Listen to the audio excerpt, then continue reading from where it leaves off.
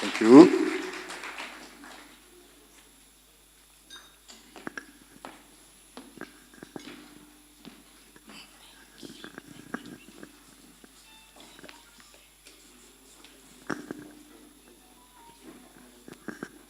A very good morning, everyone. As Prof. Sithole has already indicated, protocol has been observed as from yesterday. My duty is to introduce the keynote speaker. Let me start by indicating that one man once said, "The day you stop learning is the day you stop existing." We find ourselves in the situation where we are given the opportunity to learn today, and we are grateful for that. On this second and the last day of the Faculty of Humanities 2025 Spring Lecturers, let me invite your intellect to the keynote paper that is ready to be delivered in our midst. It is important that we listen attentively and engage constructively, as we will be adequately equipped as researchers. In my language, there is the proverb that says, "Ka hlagolela lokana, la re go gola la ntlhaba." This was inappropriately used by a man who once said, "I struggled to raise my son. I'm happy that now he is grown up and working." The man in the second year of working, antlhaba ka van.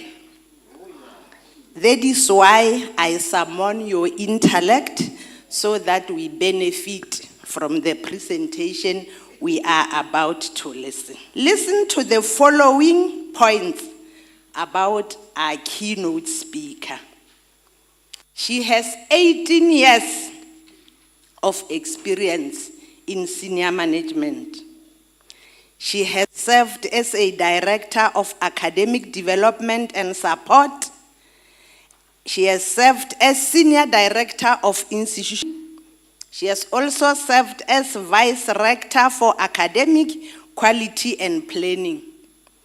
She is currently the vice principal and senior deputy vice chancellor for teaching and learning at Northwest University. You will agree with me that we are only 2 days from Women's Month. So the vibe of celebrating women still continues, as this remarkable woman will be nourishing our minds. Let me also indicate that she has a lot to say in the following areas: empowering women in leadership, change management, digitization and its influence on higher education, internationalization and global trends in higher education.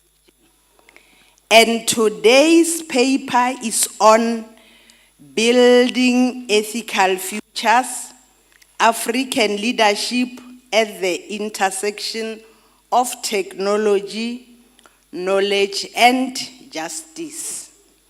It is my pleasure, colleagues, to present to you our keynote speaker, Professor Linda du Plessis.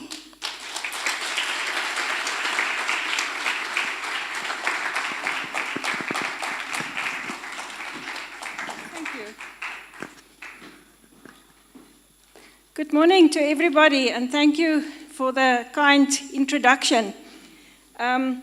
It was very interesting yesterday, and the ambitious projects you have with your studies. So I thought I'll just say something to start with about that.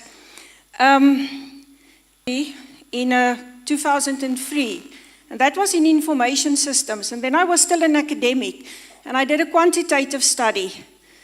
And I was a lecturer for 15 years.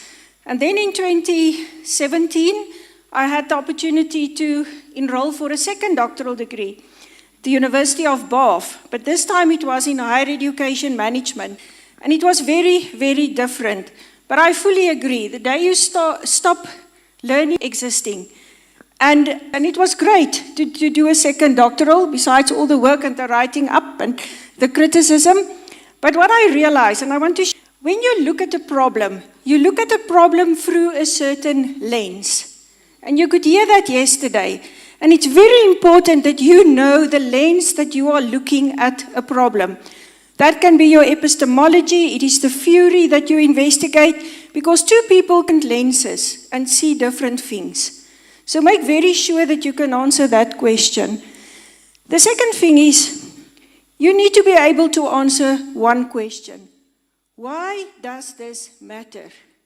Because that's the impact of your study that you have to publish actively and ensure efficient systems for economic activity and protecting human rights. A good leader will provide their staff with a sense of belonging and foster unity rather than dividing people, aiming to improve the life of all citizens, not just a privileged few. Research by several researchers, and I'm publishing this paper as part of a chapter in a book, so all the references you can read. But many scholars remind us how complex leadership is.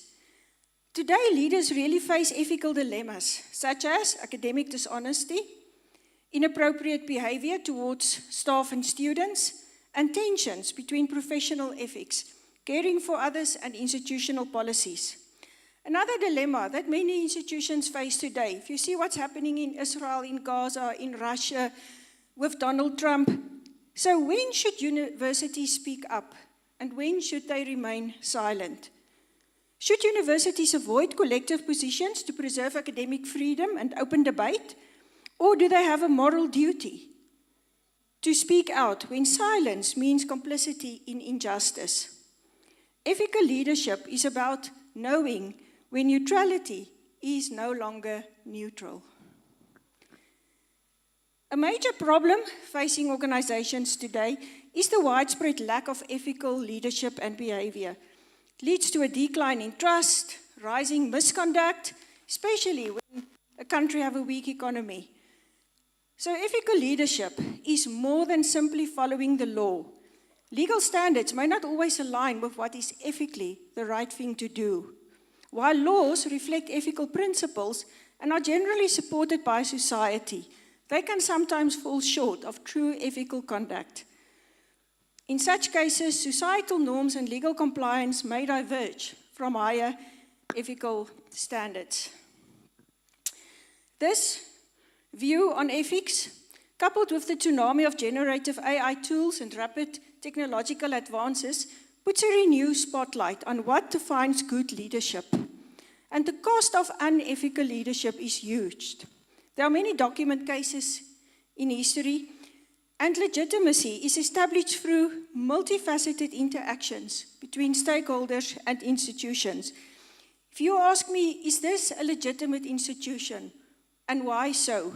It's this interconnected network of leadership legitimacy, social-political legitimacy, regulatory legitimacy, and moral legitimacy that together forms the foundation of whether an institution is legitimate. And I want to just show you some examples of huge unethical cases in history. In the early 2000s, Enron Corporation collapsed, leaving investors, employers, and the public in shock. A lack of ethical leadership harmed thousands of employees. It led to increased government regulation and severely damaged consumer confidence in the financial industry. At the heart of the scandal were top executives who orchestrated a web of deceit, using accounting loopholes and off-balance sheet to hide debt and inflate profits. And they prioritized short-term gains over long-term sustainability. It's much like the Steinhoff saga that we read about in South Africa. So here's some question that we are grappling with as higher education leaders. As universities, we also face tough financial choices, and we have to weigh cost saving against long-term academic quality and staff, student well-being. So to what extent should universities' leaders be held ethically responsible if cost-cutting decisions create a culture that prioritizes financial survival over academic values?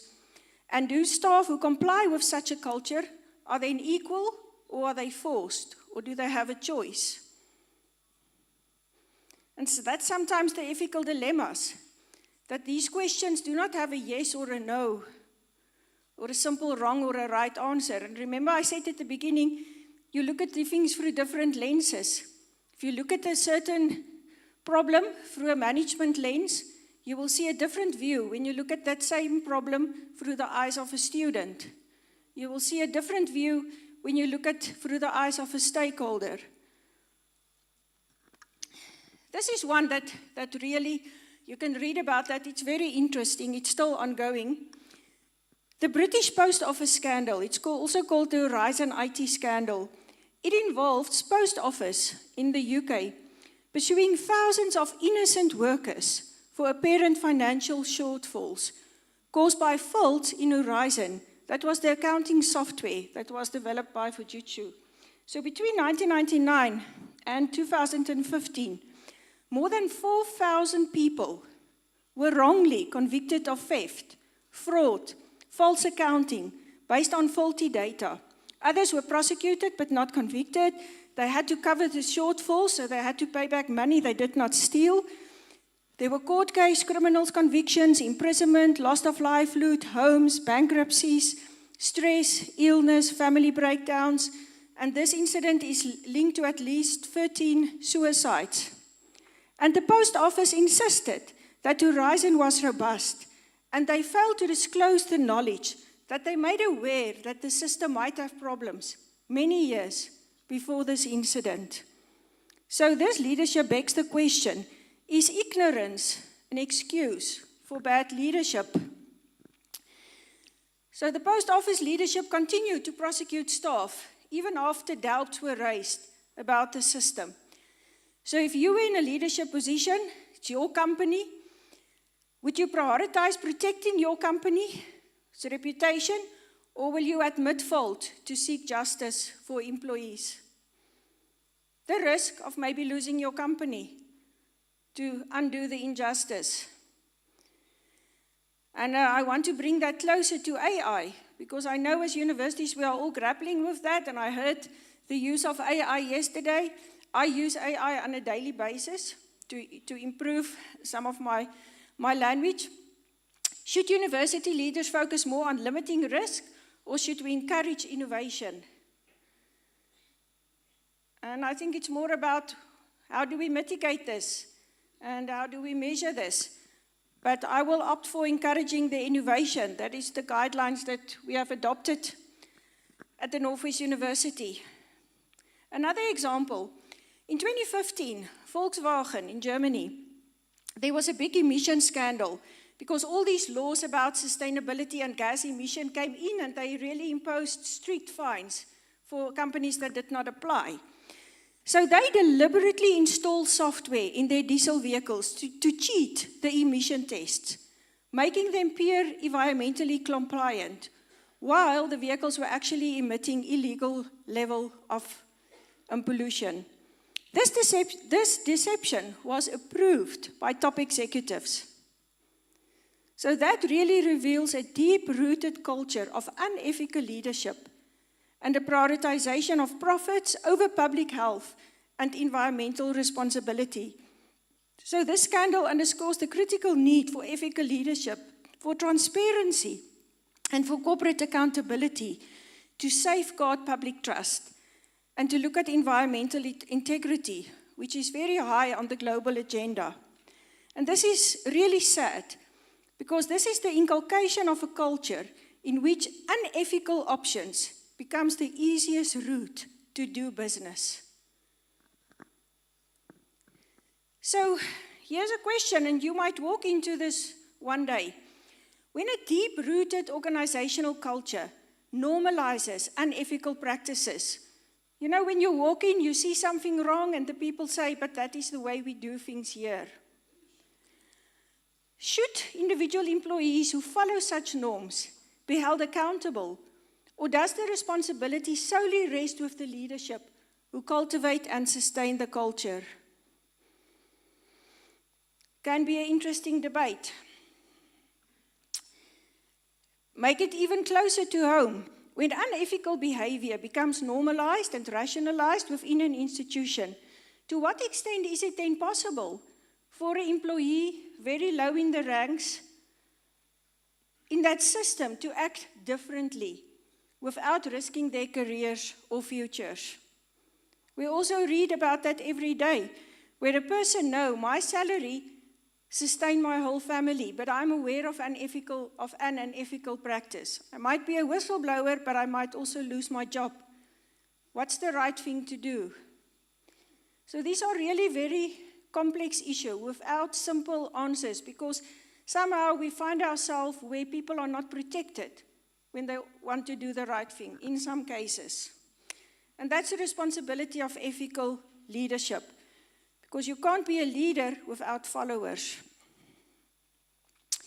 That brings us to ethical leadership in the digital era. Now, Badarako, a researcher, states, there can be no great leadership in the future without a deep substantive knowledge of the technological and bureaucratic characteristics of the specific setting in which the leadership is expected.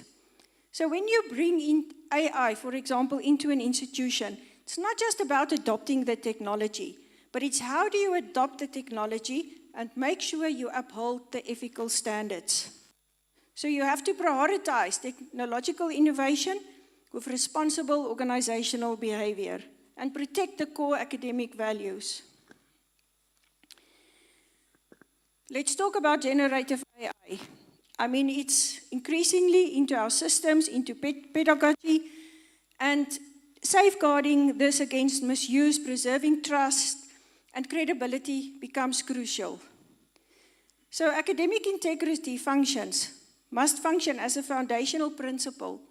You must help us to ensure that AI reinforces rather than compromise core academic values. At the same time, when academic integrity provides direction and AI capability can deliver momentum, institutions can be best positioned to exceed their educational objectives. We can equip graduates with skills, knowledge, and critical thinking to prepare them for this world of rapidly changing AI that you are going to move into. So I want to ask you, who of you has used AI as a brainstorming tool? You have to do an assignment, you say, please give me some ideas or pointers. Well, I have done so too, but then I read. The use of AI as a brainstorming tool has become widespread. But is there the critical reflection on how this practice compromises independent thinking? Because from the outset, your cognitive process is shaped and potentially biased by the output that was given by the language model. Because you often think, okay, I can't come up with better points, and that become your headlines or your points or your framework for writing the rest of your assignment. So remember, this output is biased because it's simply the output of a large language model. And where does that large language model get its information from? It's pre-existing data sets holding certain epistemological views. The data that we use holds epistemological views about women, about what a person would look like, about what ethics mean. And they are often from the global north, not from the global south. So Thompson, another researcher, warns us, that's how far we've gone. We are outsourcing not just the responsibility of writing, but the very duty to think for ourselves. So we really need to be very critical when we receive any feedback from an AI tool. So, moving to the last part, there are 5 pointers that I think is critical for future leaders. First one, the future of African leaders must be tech-savvy but ethically anchored.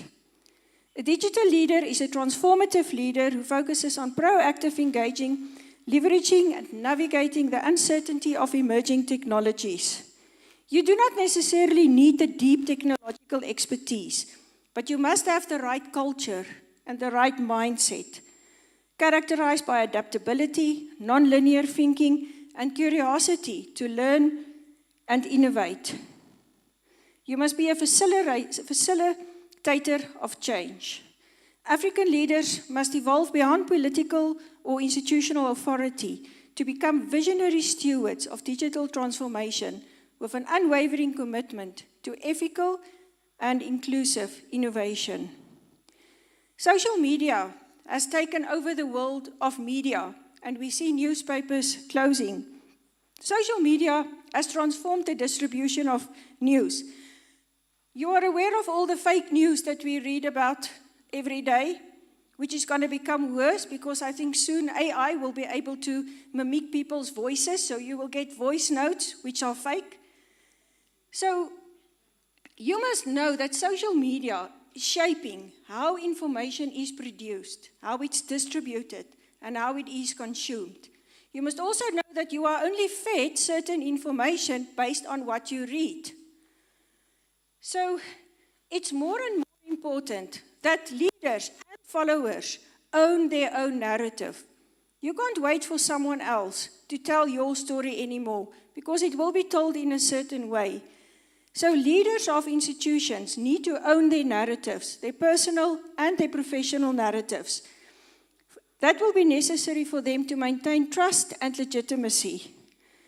And it will be the only way to combat fake news and this algorithmic influence on feeding platforms about what people read, because that shapes public perception. That's the first point. The second one, technology as a catalyst for African-centered knowledge production and purpose-driven innovation. The convergence of ethical leadership, transformative education, and emerging technology presents a historic opportunity to reimagine African futures, not just a replica of the West, but its own model of resilience, creativity, and ethical progress. Emerging technologies like AI, blockchain, and big data can democratize and decolonize knowledge creation, and it can allow us to shape the discourse of how knowledge is being developed. That's why it's important that you publish your work so that you become a voice. South Africa must transit from being a consumer of foreign technology to an originator of innovation through homegrown research and development, indigenous knowledge creation, and ethical data usage. The third point, ethics must lead and not follow technological advancements to bridge the gap and not deepening divides. I was just listening on the radio this morning how they use a robot to remove a kidney from a patient. So yes, while new technologies are revolutionizing health and well-being across Africa, leadership must ensure equitable access, protect patient data, and avoid digital exclusion. So digital literacy is becoming very important. In the rush to embrace AI and automation, leaders must prioritize first and foremost what is your ethical framework, whether in education, research, healthcare. You must avoid bias, harm, particularly in vulnerable communities. Then the next one, very relevant to universities. Leadership must reimagine what does a qualification mean in the digital era. Now, a report that you can read if you haven't done so, it's the World Economic Forum that produces a report, the Future of Jobs report, Future of Jobs 2013.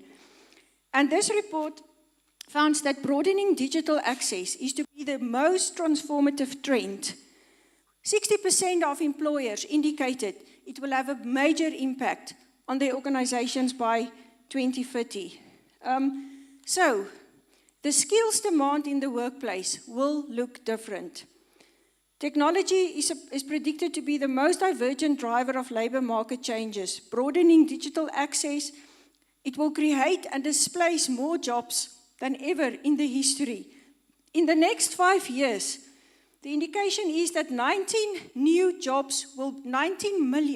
new jobs will be created, but 9 million will be displaced. Meanwhile, AI and information processing are expected to create 11 million jobs, but it will displace 9 million others. So the net effect is 2 million new jobs requiring new skill sets. So this shift signals a growth in practical skills and the way we need to think about lifelong learning. We will never be able to stop learning. This same report suggests that 65% of learners that's in grade 1 today will find themselves in a career that does not yet exist. So, to remain relevant, contemporary and emerging educational technologies must integrate the capabilities of these large language models, but we need to be able to use that to improve skills, critical thinking, big data analysis. So these are some of the findings of the Future of Job reports that I think I've just said about the school learners and the AI tools. Then the last one, youth leadership in the age of disruption. Leadership and digital transformation have become interdependent, and they are almost like two sides of the same coin. So I think when we think about the future and leadership, we have seen all these skills that future leaders will need to have. And it should include all the things I've mentioned now: communication, direction setting, transparency, creativity, trust, agility, adaptability to succeed in this digital environment. It's very important to remember, while many repetitive tasks will be done via automation, the human side will remain essential, and it will call on increased focus on leaders with emotional and intercultural intelligence. So here's that intersection. Remember the title. Ethics is at the intersection of knowledge, justice, and innovation. Increasingly, higher education leaders are faced with decisions driven by political pressure and ideological constitutions. So one carefully has to navigate this focus. These issues around global moral responsibility or preparing students for a global labor market versus local needs. A leader grounded in ethics and justice should balance these competing prerogatives. And we should carefully reflect on our ethical frameworks. There's somebody that says we were too optimistic about technology. It promised to democratize access. But what's happening at the moment? It's narrowing attention spans. It's accelerating disinformation. And it's being used by anti-knowledge forces. Technology must support critical literacy. It cannot replace it. AI systems should serve humanity, not the other way around. So while AI can support many good things, it really poses risks, and they must be carefully assessed. And any limitation to human rights must be justifiable as reasonable, necessary, and proportionate. You should make sure that you retain full control over your interactions with AI. If you post information on AI, if you post your essay and say, please improve the writing, do you know that your information is now also in the cloud? So one must be very careful with what you put in there, unless you have your own personal account and you can have some settings where you say, don't save this information as part of the data set. But I think we don't realize how much personal information of ourselves we actually give to technology, where your Instagram, Twitter, Facebook, TikTok are all linked in the background. So your technology has a very good profile of who you are. You can try that. One of the lecturers said to AI, please write a letter that I will write to myself. And the tool write to her, do you still enjoy doing this? Do you still like reading about this? And she was surprised how that tool actually knew exactly what she was doing without her explicitly telling ChatGPT that.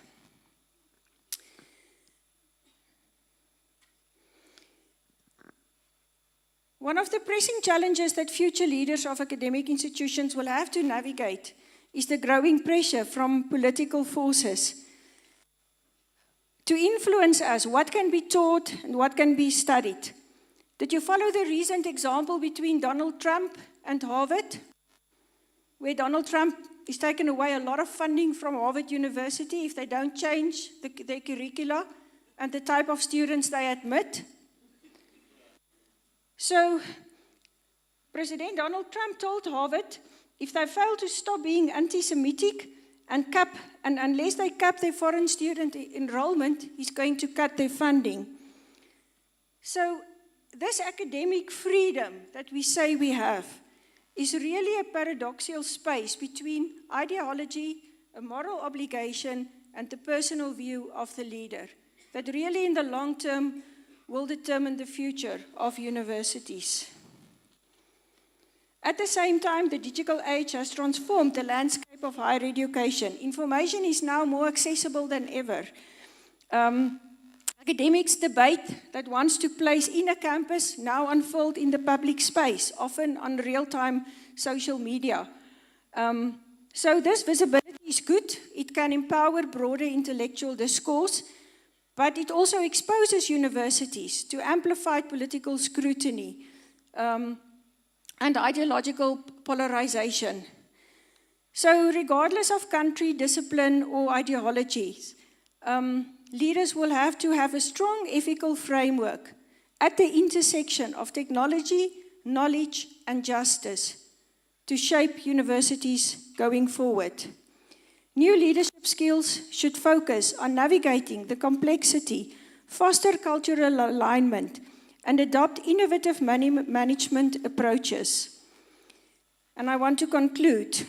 Leadership devoid of technological competence will become increasingly ineffective. The application of knowledge and technology without a foundation in what is justice can perpetuate inequality. Ethical leadership, therefore, emerges at the critical intersection of innovation, knowledge, and justice to guide sustainable and equitable futures. Thank you.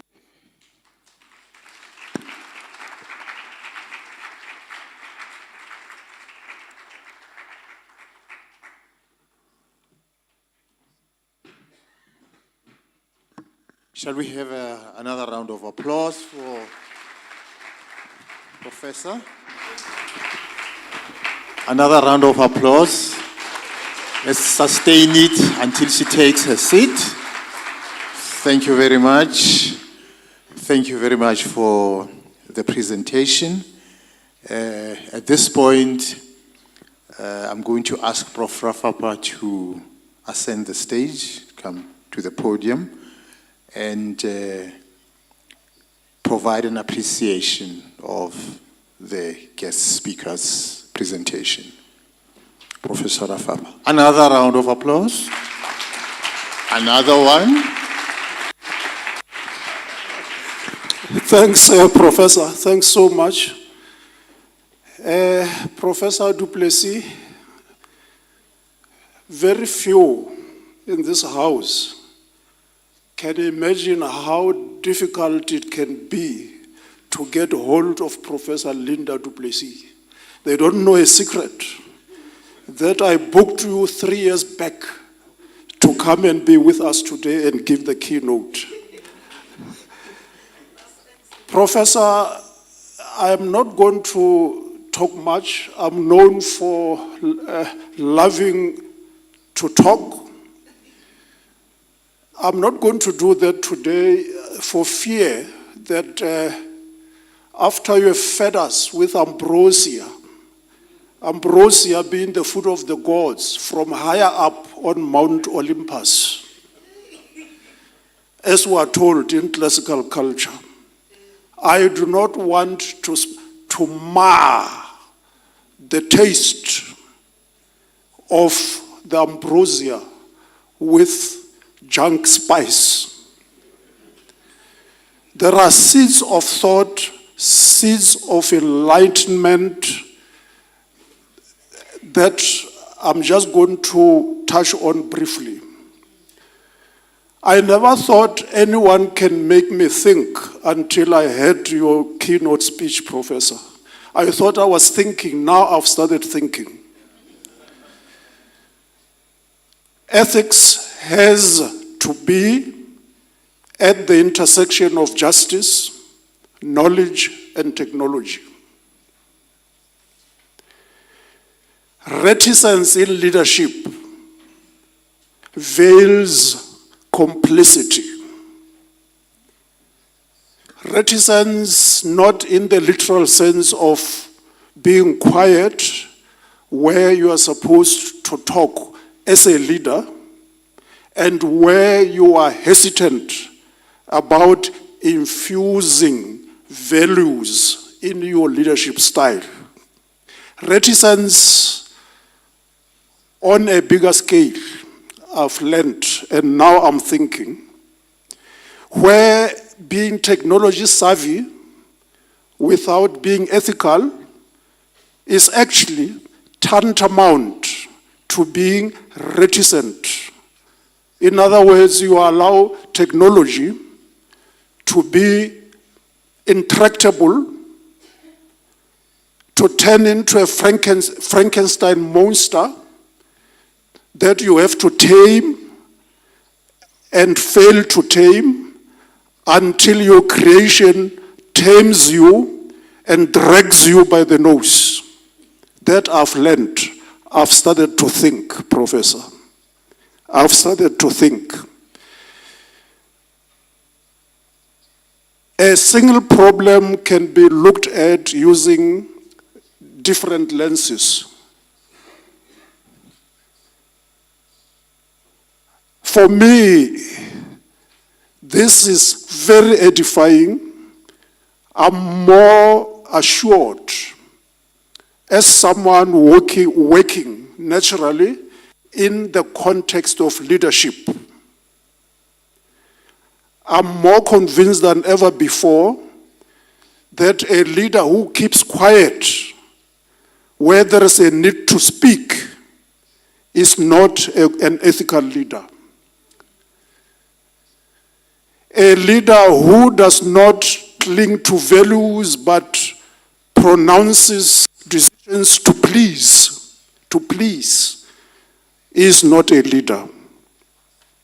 As I said, I do not want to spoil the palate, the flavor of the food from the gods with shortcut spices. I'm about to hold. Madam Dean, a little accident happened, attesting to how exhilarated I was to see Professor join us today. My neighbor today, Professor Muruboya, we ululated, we threw a few steps just to see the professor ascend the stage, because for the first time we started to believe that we were not in some sort of reverie. Now, during the ululation, a little accident happened. Close to what you said, Professor, you gave us an anecdote of a robot. I'm not sure if it has already or was almost at the point of removing a kidney from a patient. Now, I'm touching on this little accident because as we were ululating, a whole cup of coffee fell on my pants, and it was from the hands of Professor Mogoboya. Now I'm sitting with pants soaked in coffee. And you know, the angle where the cup of coffee fell makes it very difficult for anyone to give me the benefit of the doubt.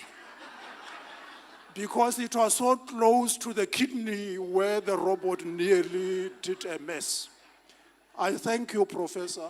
We appreciate you. Thank you so much.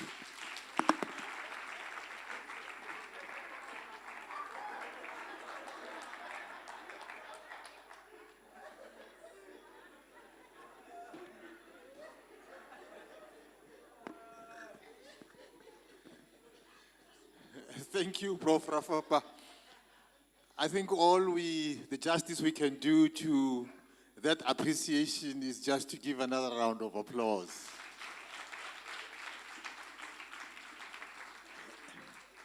And Prof, you can rest assured, I'll grant you the benefit of the doubt. Thank you very much. At this point, I'm going to request a musical item as we prepare for an engagement with the professor's presentation. Yes. Just an item, just for 3 minutes.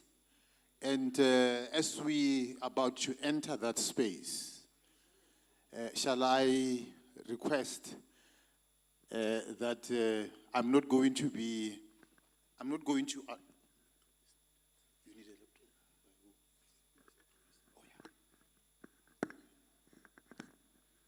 please do not write fresh presentations, fresh papers.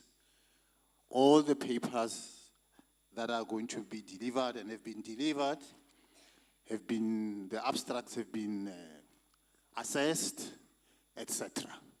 So this will be the point of asking questions, not making speeches from the floor.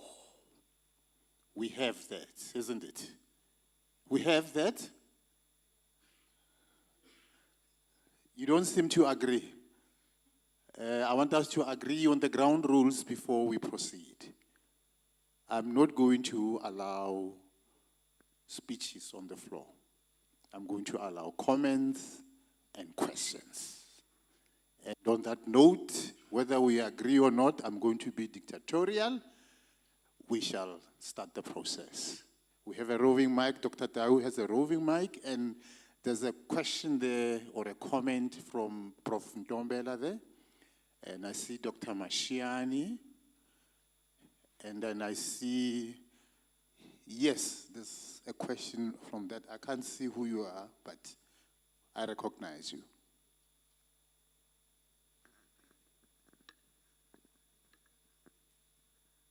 Go ahead, Professor. Thank you, thank you. It's a very deep subject, and I like the way in which you introduce that there are different lenses in which we look at every issue. Would you agree with me that the university, a university as an institution, as an ideology, is a problem, especially now when we want to promote even the very concept of ethics? How do we problematize the ethical foundations of a university that seems presently want to maintain the status quo and not really challenge even the essence of what ethics is, what it was, and what are the implications of ethics changing in the future?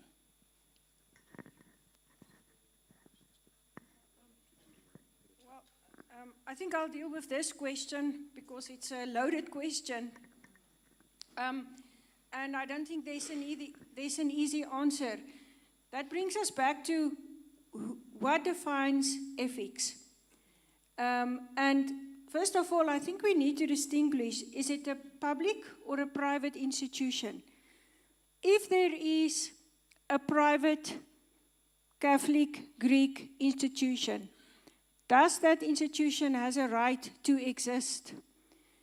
If it serves a community need, because first and foremost, education serves a community, because it must contribute to enhance the livelihood and the sustainability and the economic of the community it serves. So if it's a private institution, I suppose still ethical values, but it can, because of its funder and because of its existence and its place in the community, it might exist. I think as public institutions, we have a broader mandate, which is driven by national priorities. So I think there's this balance. And remember I said universities are in this paradoxical space between what is academic freedom and when does neutrality is not neutral anymore. When there are big political incidents, we often get requests from our academics. We must pronounce ourselves on this. And honestly, we are very hesitant as university leaders to do that. Every individual may pronounce in his discipline, based on his lens, pronounce himself or herself, because that is academic freedom. The minute you speak as a university, on behalf of who do you speak? As a leader, as a collective of the university, as a collective of the community. And I think that's where one needs to be careful. Recently, I don't know if you saw that, there was this article by Dawie Rood, most universities in South Africa should close. That was the headline. And well, I just thought, we cannot keep quiet. So I wrote a rebuke. I didn't mean for the heading to say, Prof. Linda rebukes Dawie Rood. I just wrote it to our CRM team and I thought they will comment as a university. Because I think that was something one cannot keep silent about. If somebody says most public universities in South Africa should close and we keep quiet, what is going to be the narrative? So sometimes we also need to give our view. That specific article had quite a lot of media feedback. I think it was 6 hours after I wrote the rebuke that I got a call from SAFM. 3 days later, Dawie Rood and I were on the radio together. And I asked my CRM team, must I really speak on the radio with Dawie Rood? And he said, well, now you don't have a choice. If you wrote something, you must be prepared to defend it. So it's a tough ethical dilemma.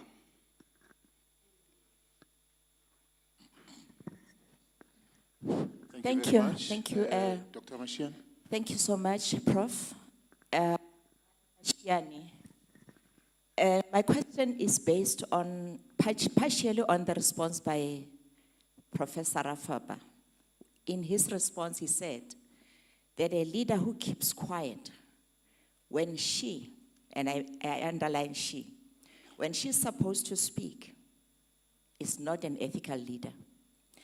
Now, my question is, how does one strike a balance between being ethical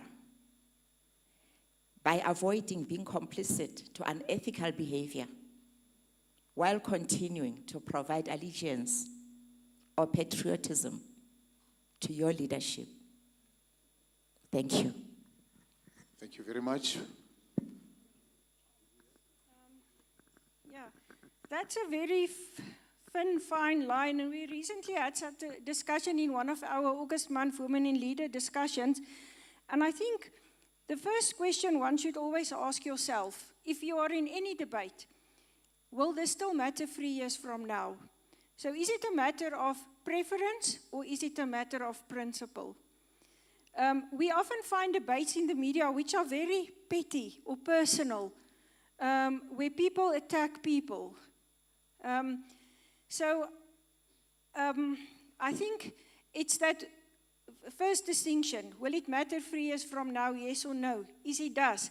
Is it this really a moral imperative, or is it just something you feel strong about? And at some stage, you have to decide, based on the principles of your institution and your personal values, what is your moral imperative? Nobody can answer that because you have to live with yourself. But I think too often we keep quiet when we should have not. And what better way than to make something transparent based on principles? If you don't do that, you run the risk of making it sound like it's personal. Again, an ethical dilemma. Thank you. Thank you. Prof, thank you very much for the powerful speech. In your opinion, Prof, how can the African values of Ubuntu guide and shape ethical leadership in an African university?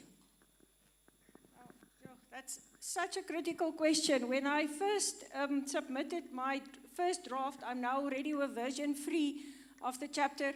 The first feedback I got from the international panel was, there's a big distinction between the cultural values of the global north and the global south. And you will see the examples I used this morning was from the global north. But what are the examples from the global south? And one of the big differences is, in the global north, there's a lower power to follower distance. Typically in developing countries, you sometimes have a very high power difference between the leaders and the followers. When you have that, there's a greater likelihood that people will not question authority, that they will accept.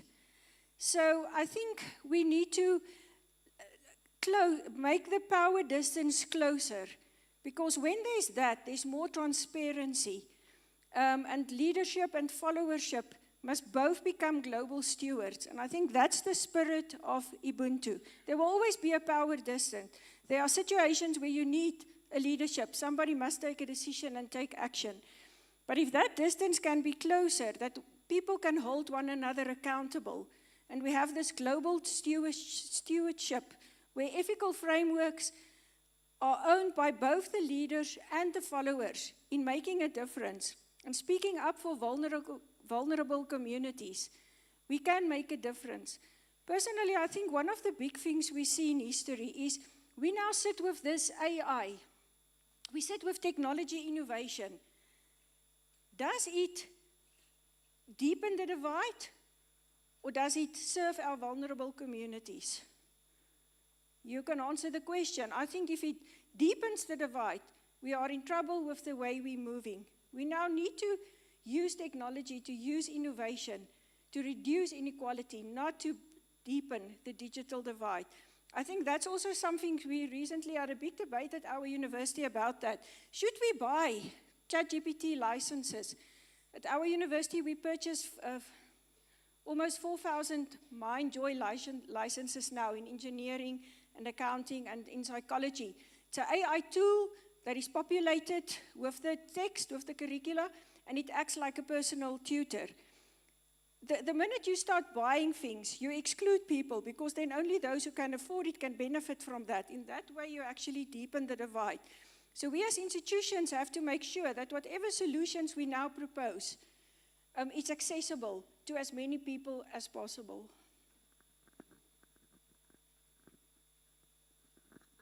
Thank you, Professor. Do we still have questions? Prof. Muntle, and then yourself. Okay. I'll hand over the mic.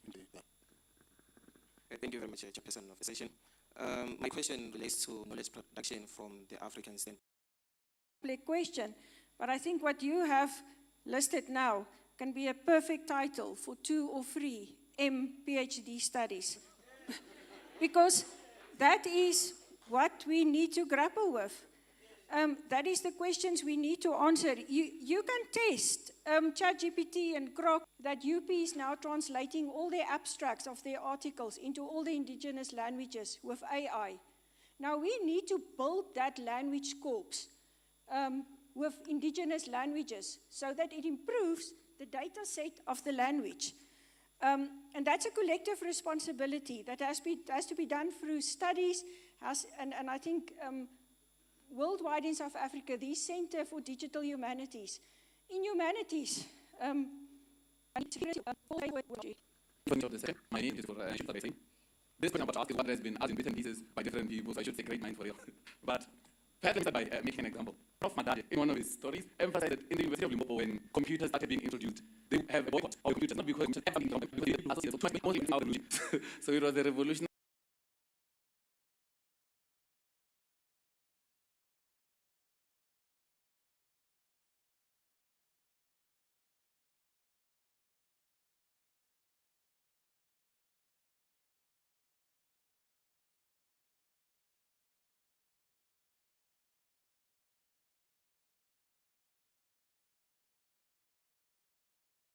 Act to actually boycott those computers. Now, to ask my question, I would like to know, Prof. du Plessis, to what degree are we effective in conversing about these ethical applications and executions of innovations such as AI without questioning their foundations, right? As the example you just made of how the knowledge is founded on the global North epistemology. With that, I want to then give a comment that perhaps we should not adopt artificial intelligence as a tool to replace our need to think critically about our issues. Perhaps we should equip students with the need to think critically so that they can decipher and critique invalid knowledge. During these conversations that are being had at the management level about AI and how it can be applied ethically, perhaps we don't have to slay the dragon, right? Perhaps we have to equip the next generation to sit with the dragon, to learn all its curves and crevices, and perhaps they can dance with it better than we can, right? So I just wanted to add that as a comment on top of the questions that have been made to find out what your submission is to that. Well, I think, remember, ethics go both ways, and I want to use an example that happened at the Northwest University last year, where a lecturer, it was in psychology, built in a Trojan horse into her assignment. So the question was something like, please write a 700-word essay on depression. Then she put the word dinosaur before depression, but she made it a very small font and she made it white. So if you read it, you couldn't see the word dinosaur. 600 out of the 800 students wrote an essay about dinosaur depression. Why? Because they took the question, they gave it to ChatGPT, and they just added a sentence or two without actually reading the work. So now the question is, where's the ethics? So that's why first thing I want to say, ethics go two ways. And here's the conundrum. Want to use an example of pole vaulting. You know what that is? Where you run and you jump with a pole. Now, 100 years ago, it was a Norwegian, Charles Hoff. He was the world record holder for pole vaulting. He jumped at a height of 4 meters. Last year, I can't remember the guy's name, at the Olympics in Paris, the height was 6.24 meters when he crossed with the pole vaulting. Now, that's an improvement of 50%. It's a pole. Because they really, it gave too many false positives. Many other institutions still do that. But that's not the answer. We don't want to catch people out on the end that you use the tool. We will rather put it at the start as a method of working effectively. But that requires consensus from leaders and students. Thank you very much. I think I'm going to release Prof. du Plessis from the stage and thank her once more for the presentation and a round of applause. And I think let's have another round of applause for the questions and the comments, and then a round of applause for the audience. And then also recognize in our midst, we have the Honorable Papa Kanyani is seated over there. I also recognize Professor Masuku, our research professor, from our sister faculty. Ladies and gentlemen, we just about to break for tea. And then this is the order we're going to pursue. The dean will lead the delegation, followed by the research professor, faculty, assistant registrar, school directors, Honorable Kanyani and the research professors, heads of department, and then all of us in that particular order. Thank you very much for being a nice audience. Round of applause for yourself.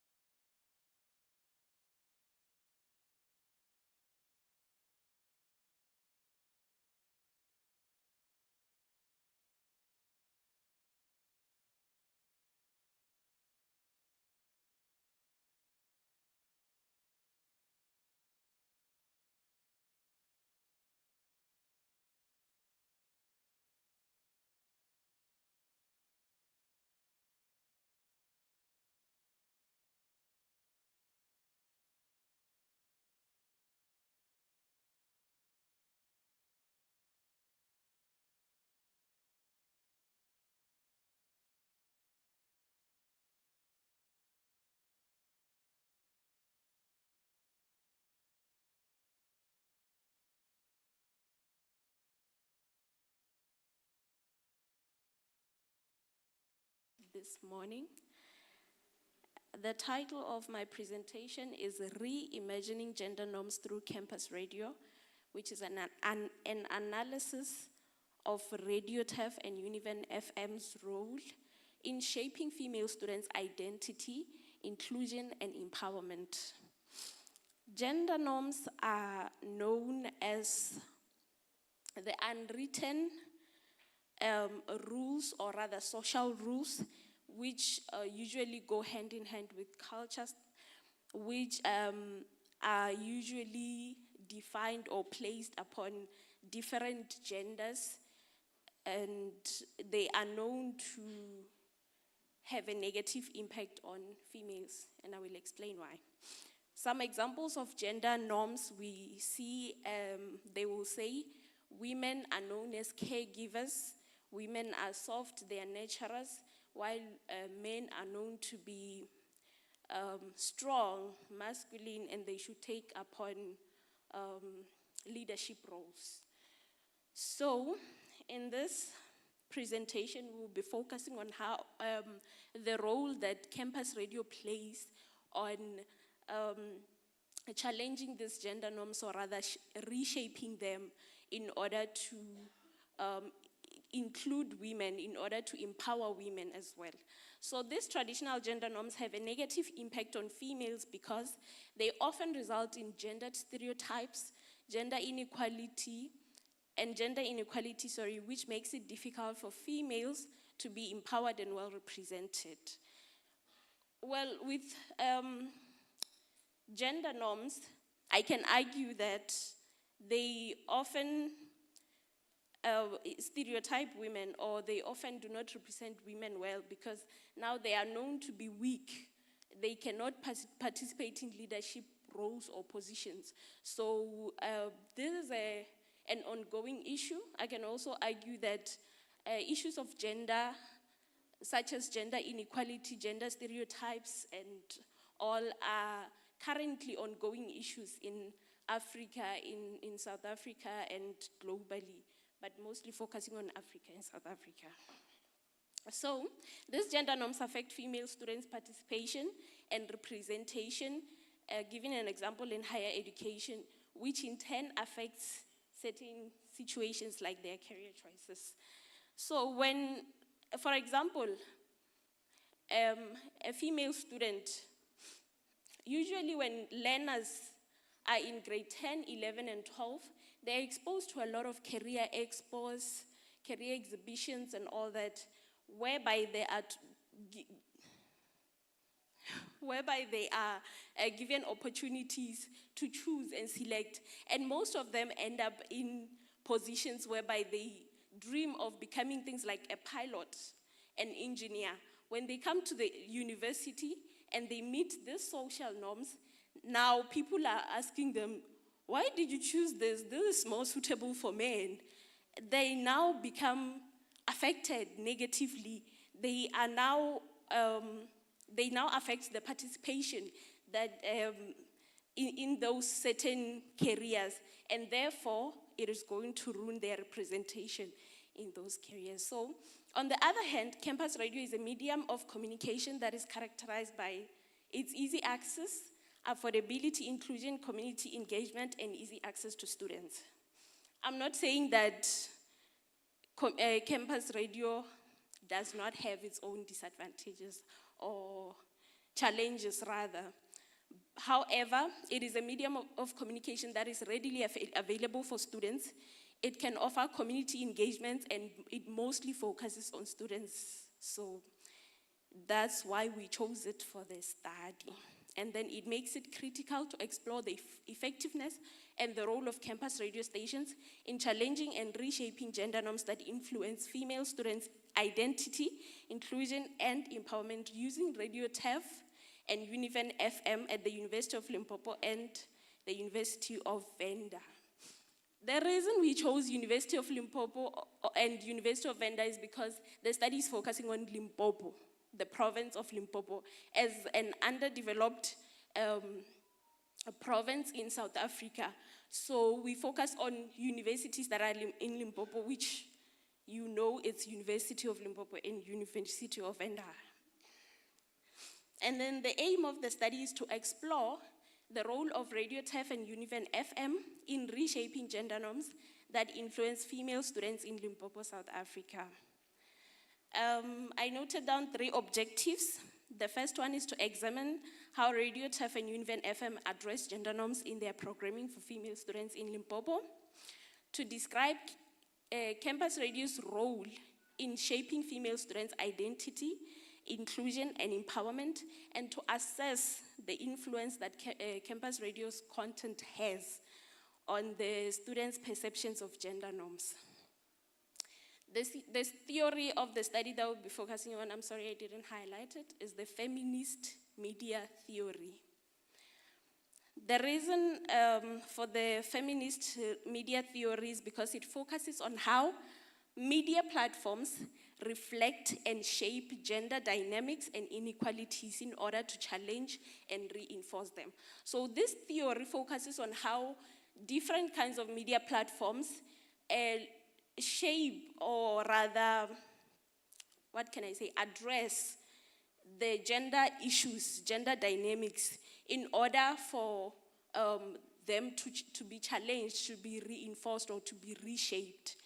And then this is according to Lee, who I noted here, who argues that feminist media theory has been a pivotal force in shaping gender norms in the realm of media. She defines it as a theory that examines the manner in which media representations perpetuate gender inequality and stereotypes in order to influence the gender norms and societal expectations. We will go to the methodology of the study. The population of the study will be female students from University of Limpopo and University of Venda. It will also contain the Radio TEF and Univen FM personnel. The reason for us to choose this population is because it aligns with the study, firstly. Secondly, the students at the University of Limpopo and University of Venda will be readily available, and also they are the ones who the Radio TEF and the Univen FM can, can like talk to them. I forgot the word. Sampling, the study will sample 24 participants, including female students and Radio TEF radio personnel from both universities. With this 24, let me break it down. 14 participants are going to be female students, 7 from each university. The reason for this specific number is because the data as we collect the data, because this is a qualitative study. We collect data based on the how, the what. Yes, so it will be a manageable size, and it will also enable us to be able to find information that is just as sufficient, and it is not too much and it is not too little. Also because of the years given to complete the study. And then the rest of the participants, which is the 10 remaining, it will be 5 from each campus radio station. We are going to sample the station manager, the chief producer or the producer, programs manager, and 2 female presenters of student-related programs. And we go quickly to the data collection methods. It will collect that data using archival records from selected radio stations. This is because the archival records will be able to give us records or information on how the radio stations have been performing in relation of the study. And then the in-depth interviews will be conducted with the Radio TEF personnel. I keep on saying Radio TEF, with the radio personnel, I'm sorry. So the reason why I chose the in-depth interviews is because, firstly, practicality, guys, we cannot find all these people at the same time and sit them down and interview them. Okay, I'll be quick. So we are going to find them and have in-depth interviews with each one of them, and also because we all have different questions to ask them. And the focus groups will be on female students that will also be able to allow the researcher to gain insights of the students' information, what is similar, get their emotions and all that. Data analysis, thematic analysis will be employed to identify the key patterns on how gender norms are addressed on campus radio. The significance of the study will address existing gaps on the media's role in addressing gender norms, and it will contribute to a broader course of media's role in social change, rather social and economic change in South Africa. And then the study will offer practical implications for educators, media practitioners, and policymakers. And then, because this is an ongoing study, it does not have research findings. It is still going. So the anticipated findings are expected to provide insights into the effectiveness of campus radio as a platform for empowering marginalized female students and fostering inclusive campus environments. And that's it from me. Thank you.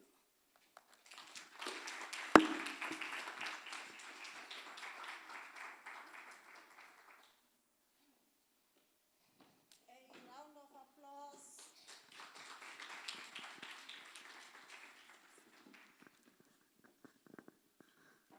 Thank you, Ms. Malachi, for your presentation. Colleagues, this is the time. A study in progress. Questions, comments. Can we start with the first set of 3 questions? I can see a hand that side from my colleague. You are acknowledged. Another hand?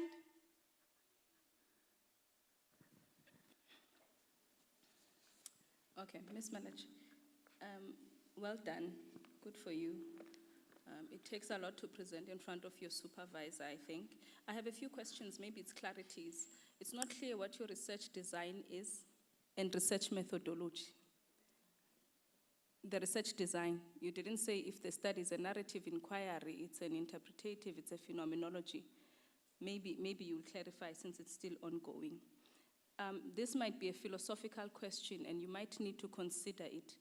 Is it possible to discuss issues of reimagining gender inequalities using Eurocentric feminism?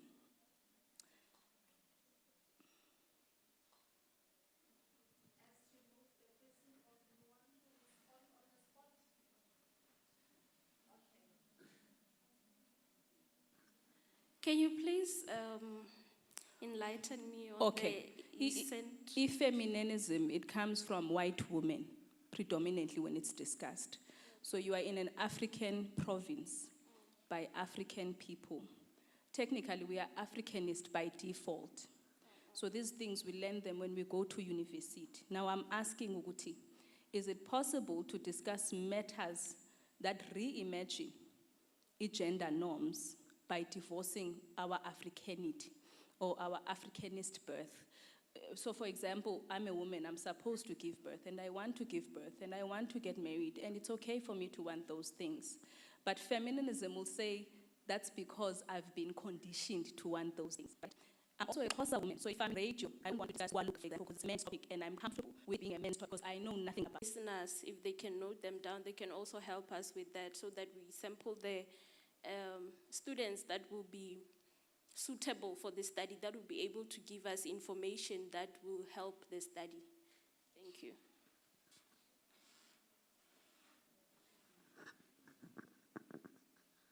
Do you have a follow-up?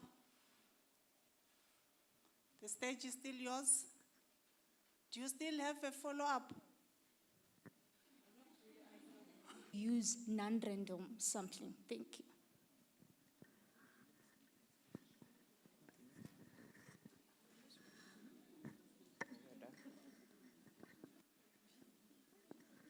Let's continue with the questions. I see the mic is moving.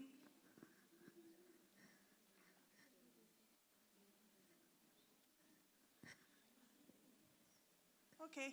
I saw multiple hands at the back. Otherwise, if we are done, yeah. Okay.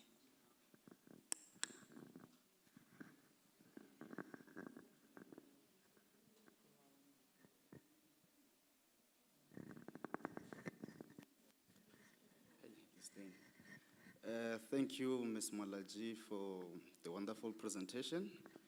So my question is based on gender, because this concept of gender is now confusing. I remember during our COSATO conference, we were debating on whether we can expand it to include the members of the LGBTQ plus community. So I want to ask, because it seems like your target population, females. So do you consider, because when we talk about females, according to the law of nature, these are ladies.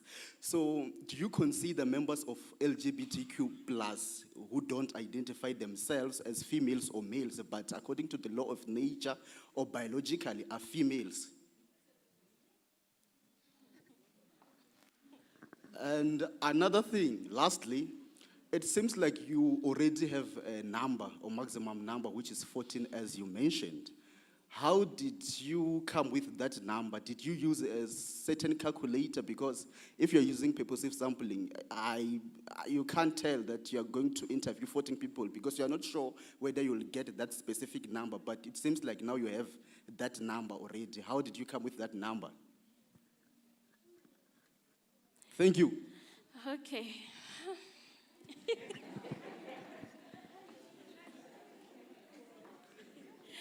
No, on the, okay. The focus on women, LGBTQ, and all that, the sampling, or rather the people who we're going to collect data on, we're going to focus on females biologically. Why? Because I am addressing the issue of gender norms. And wouldn't I be defeating the whole thing of us reshaping gender norms if I already include LGBTQ? Anyone can answer. Okay, let me answer the second one. Okay, this is still an ongoing study, guys. I don't have answers to all the questions. But the 14 participants were just, I guess it's a rough number that for now we are focusing on, which I am not closing it to say I cannot expand as the study goes on. One thing about a study, you propose a study, you plan what you're going to do, how you're going to execute it, but as time goes on, like now you are giving me ideas and all that, I can go and, edit it for it to be perfect. So even with that number, thank you.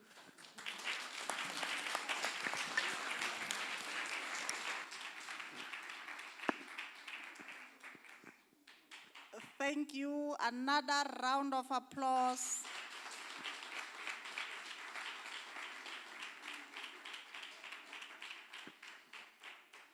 Thank you, Ms. Malaji. I love your last statement, which brings me to my comment as to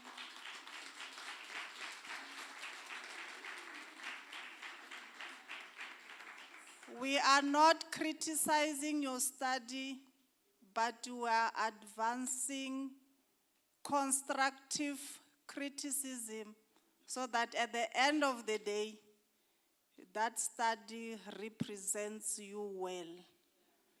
Let's give her another round of applause. And thank you so much, colleagues.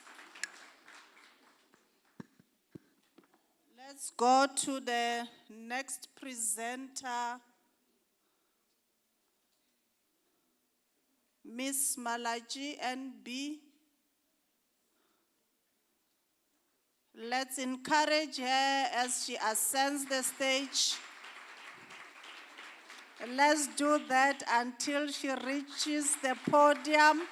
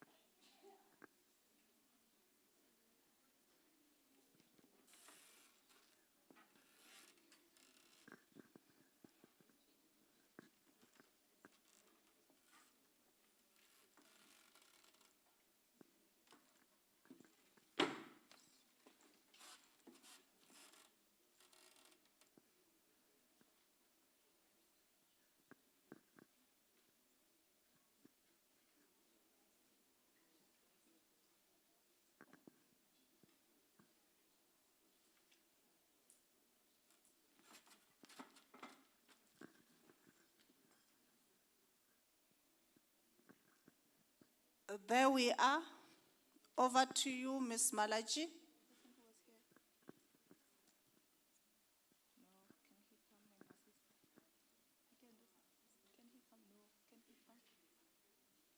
Just a minute.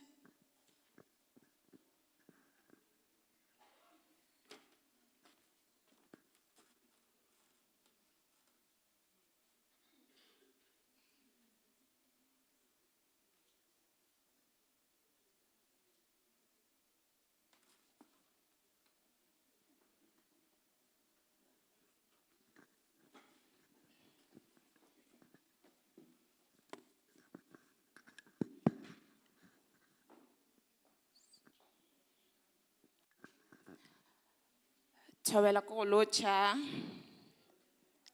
Avusheni.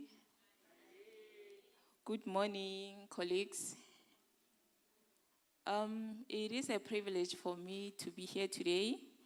My name is Intabisheng Malachi. I am from Department of Language Education at University of Limpopo. I am so pleased to share my study, which was conducted jointly with Professor Khaila Chokwe. This is actually a crafted article in making from my PhD study, which he is my supervisor. The study title, or my PhD study title, is Revisiting the Notion of Traditional Leadership in the Northern Sotho Literature. This is the post-colonial reading of O.K. Matsipe selected novel.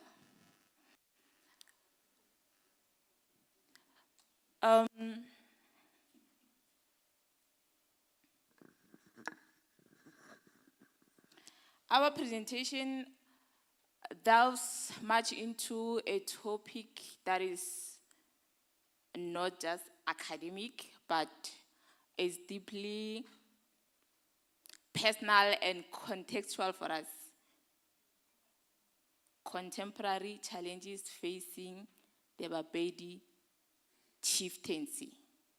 It is a vital topic because, as we all know, traditional leadership continue to preserve or shape identity, governance, and culture in African societies, even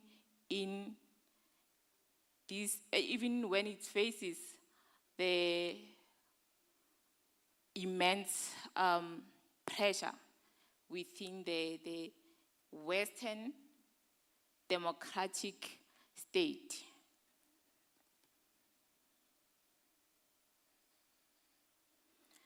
Going to my first slide on the introduction.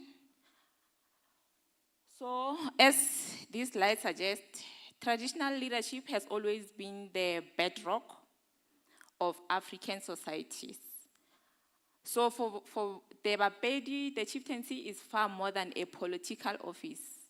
It is deeply spiritual and cultural institution woven into the very fabric of identity. However, the post-apartheid era presents a complex paradox. While our progressive constitution formally recognizes traditional leadership, a hard-won victory, its practical role and relevance in modern governance are increasingly debated and, as we argue, often diminished. So it is this very tension between symbolic recognition and the actual influence that forms the critical background of our study.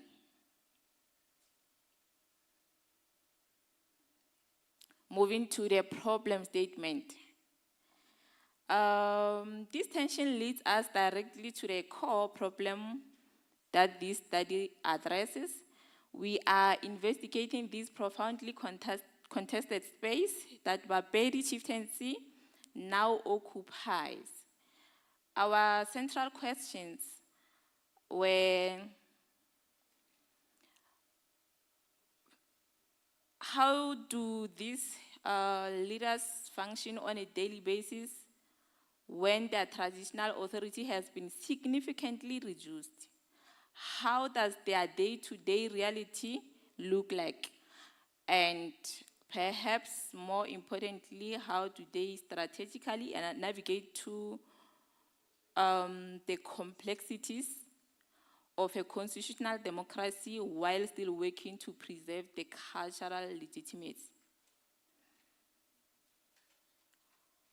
So this is the delicate and difficulty balance act. Moving to the purpose of the study, to answer the questions, our study had 3 clear objectives we sought to closely examine. Firstly, the practical navigation of their roles. How do kings advise, lead, and govern within the strict boundaries of the law? And secondly, their response to the dual pressure.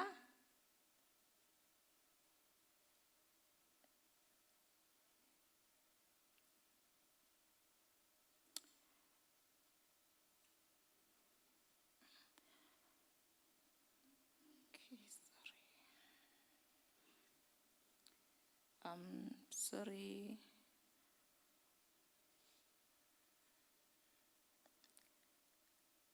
It's not moving.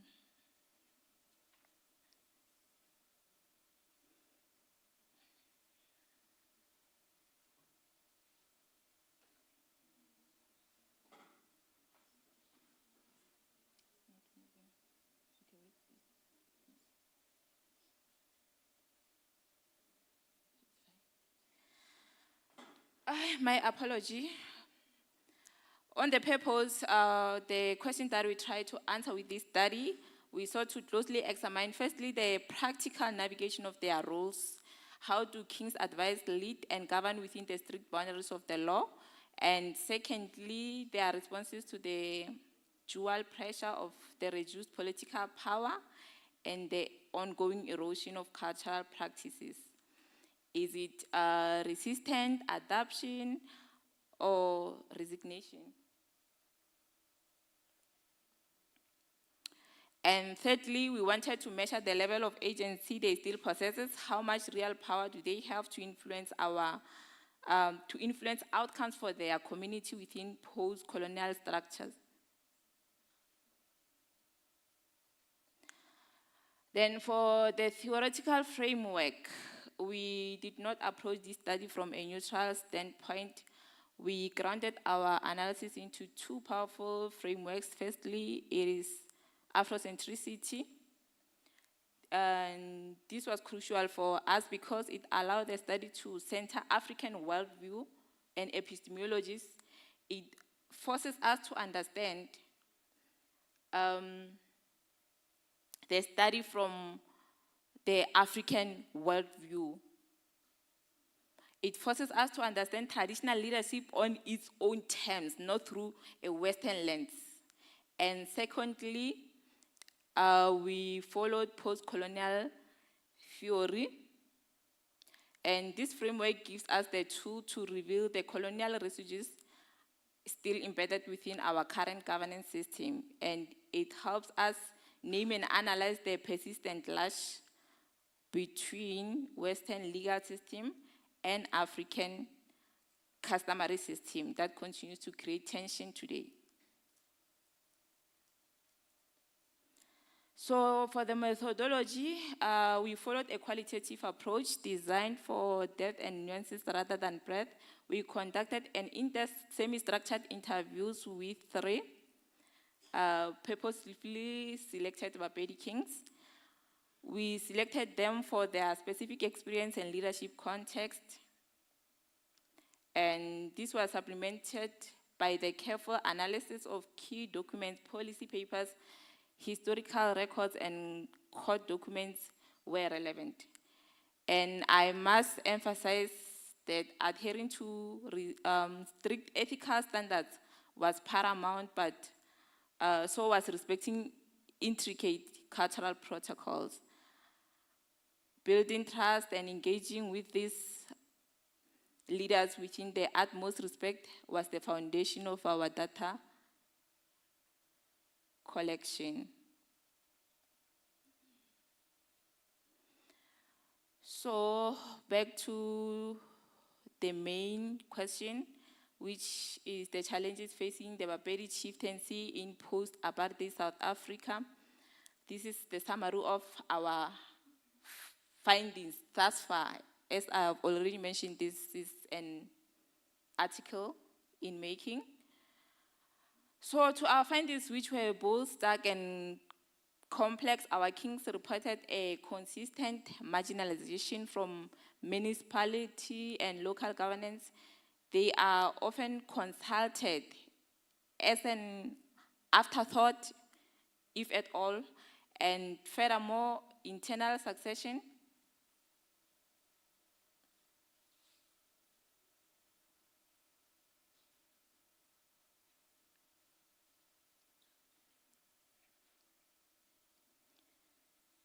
Okay, my computer is old, and sorry for that, it keeps freezing.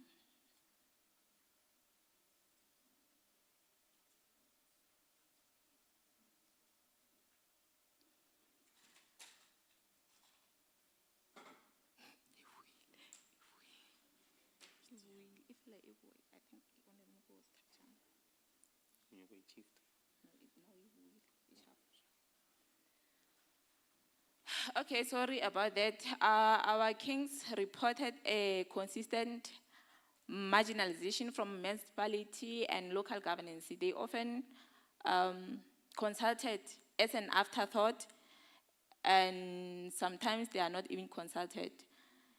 And furthermore, internal succession disputes often exacerbated by external laws seriously weaken their legitimacy for within creating division at community level. So there is a consistent lack of tangible state support. The structures are recognized in name, but not resourced in practical. Consequently,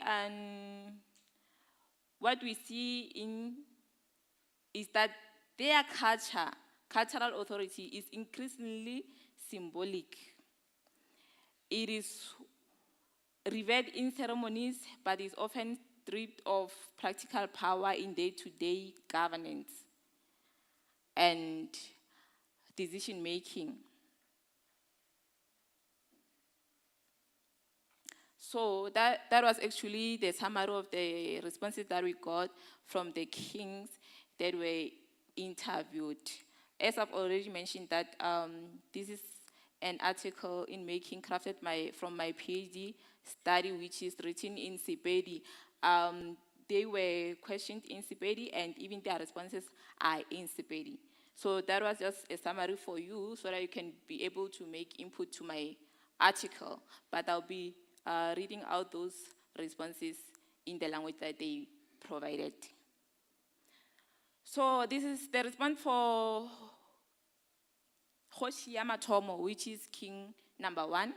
It says, le ge bogoši bo sa na le ditšhaba tšeo di bo hlomphago kudu, morago ga mmušo wo o bitšwago wa democracy le tokologo, seriti sa magoši se fokotšegile kudu. Magoši ga a sa napa a na le mogola kudu go swana le mola peleng. Ge go na le melatwana mo ditšhabeng e išwa maphodiseng gomme ya ahlolwa fao. Mešate ye mentši ga e sa seka melatwana yeo e sa e sekago ke ye mmalwanyana, le gona go sekwa fela melatwana ye mennyane yeo e hlaoletšwego ke mmušo gore ba e tshware. Ke melatwana ya go tshwana le melato ya selapa, mathata a selapa, melato ye megolo bjale ka go phaya thito, ka kgang, polao, bogodu le mengwe e išwa maphodiseng. Tema ya go kgathwa ke magoši ka morago ga bokoloniale e no bonala ge go itla ditabeng tša dikoma. Le ge e le gore ka dinako tše dingwe mmušo o na le go tsena ka gare ka go tliša batho ka ditšhabeng go tla go lekola ge e ba tlhokomelo ya bana ke ya maleba. Ka dinako tše dingwe go tlišwa dingaka tša sekgowa gomme se se laetša gabotse gore bokgoni bja dingaka tša setšo ga bo nape bo tshepja gabotse ka gore tšona ga di ke di bitšwa ka dipetlele ge go tla go thuša dingaka tša sekgowa. Mešate e sa tšea karolo nakong ya manyalo a badudi ba lego ka tlase ga yona. Ye mengwenyana mešate e sa laya babetši nakong tša manyalo le go amogela dibego le mahlakore go tšwa ditšhabeng. Mola ye mengwe e se sa dira bjalo. Ga go sana tema ye kgolo ye e tseneletšego ya magoši setšhabeng. Mmušo wa demokrasi o amogile magoši maatla wa bea magetleng a masepala. Ke ka fao setšhaba se hlomphago kudu ba masepala go feta magoši ka ge e le bona ba rwelego tšwelopele le tlhabologo ya ditšhaba. Moving to the second king. Yena o rile matšatšing a lehono bogoši bo seemong se se hlobaetšago kudu-kudu go lebeletše ka mokgwa wa demokrasi, melao le melawana ya ka gare ga molaotheo wa naga le mmušo wa naga ya Afrika Borwa o beelago magoši melelwane ka gona. Go laetša gabotse gore mmušo o fokotša maatla a magoši a fiwa šedi ka mo go lekanyeditšwego. Magoši ga a fiwe thekgo ye e lekanego ya go tšwetša bogoši pele. The last one yena o rile go na le dilo tše dintši tšeo e lego gore mošate ga o sepedišane le ditaba tša mmušo ka tšona ka ge dinakong tše dintši ditirelo di sa fihle bathong ka mokgwa wa maleba. Bokamoso bja magoši bo a hlobaetša ka gore mo mabakeng a mantši le bona ga ba na taolo godimo ga dilo tšeo di amago dinaga tša bona. So what is it to be done? Our recommendation moving from the structure to the community based. Firstly, we recommend that there must be a genuine policy alignment. It is not enough to simply name traditional leaders in documents. We need clear functional model for how they are integrated in local governance structures within defined powers. Secondly, we must activate, revitalize indigenous system. This means community education programs that teach the value of this system to the youth and support for leaders to navigate modern challenges. Finally, we must give traditional institutions a meaningful voice. This could mean formally recognizing the ruling of traditional courts in certain matters or establishing mandatory advisory roles for kings on issues affecting their communities like land use or development. So in conclusion, our research confirms that Bapedi kingship remains a vital source of cultural and spiritual significance for our people that has not been erased. However, the current path risks reducing it to a hollow symbol, a figurehead without functions. This serves no one. Therefore, the real work of transformation, and this is our final takeaway, lies in moving beyond recognition to meaningful alignment. We must creatively and respectively forge a path when African tradition and constitutional democracy do not clash, but complement each other to strengthen our communities. Guys, thank you. Ke a leboga.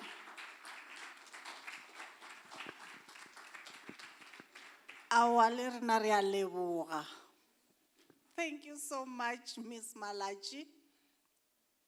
You can be seated.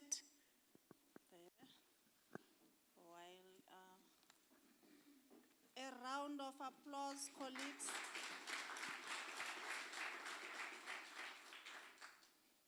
That time of questions, comments. I forgot my spectacles. I can see our professors, but I hardly recognize them by their names. Prof. Makhatlela, And then at the back also, another hand at the back, and then we'll come back to, is it Dr. Mudiba? Yeah, Dr. Mudiba, you'll be the last one. Over to you, Prof. Thanks, Relebo Gantabi. Mine is rather a comment or sengwalwa se ka gore se amana le tša bogoši ba bopedi le ke ra dinyakišišo tše di amane le tša bogoši ba bopedi. Sengwalwa se tlo ba gona ka leleme la Sepedi. Ke a leboga.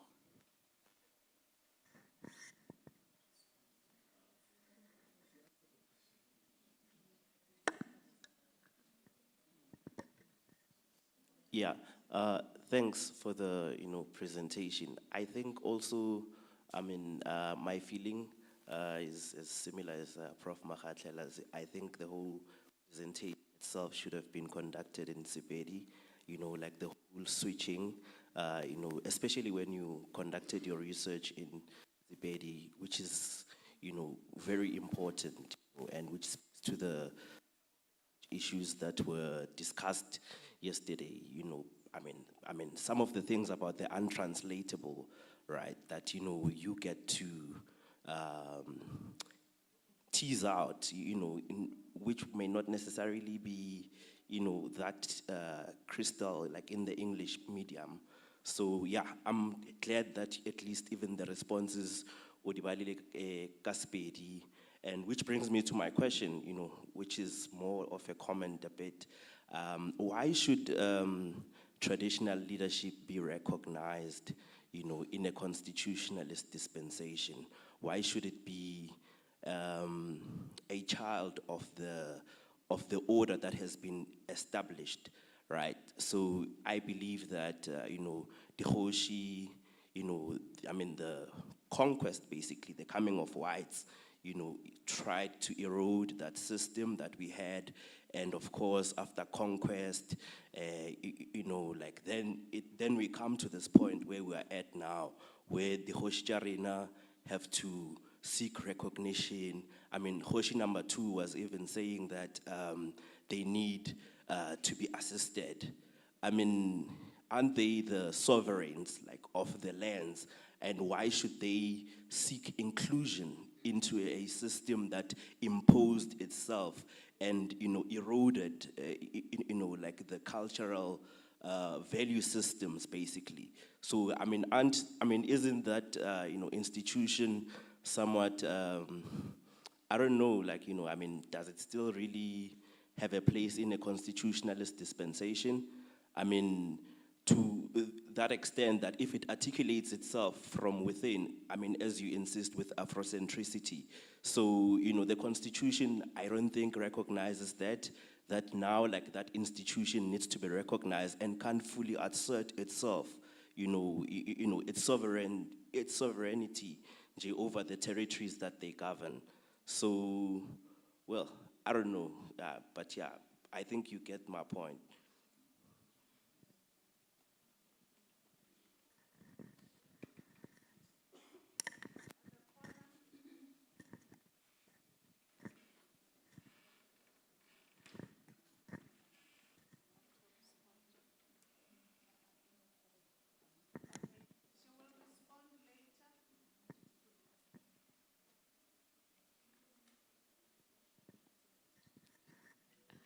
Good morning, everybody. Good morning, beautiful presentation. I just wanted to check as well, just to add on the latter speaker as to the importance of Babu Hoshi to be part of still Batwailung Horba, BAFA advice and all of that.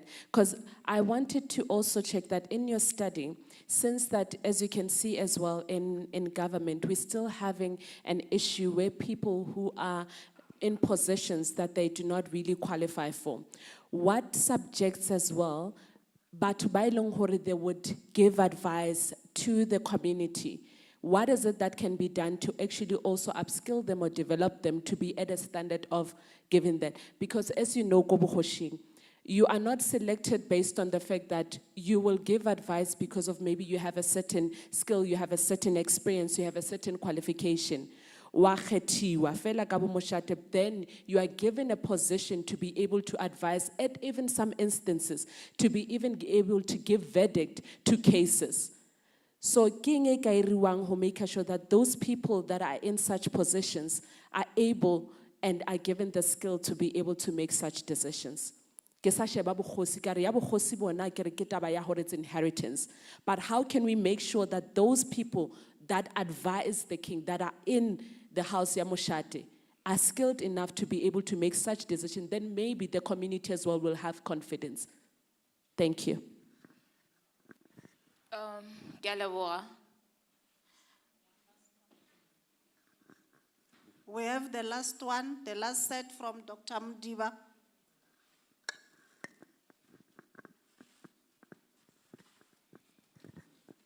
Ke a leboga noko ke dumediša babina diphoofolo ka moka.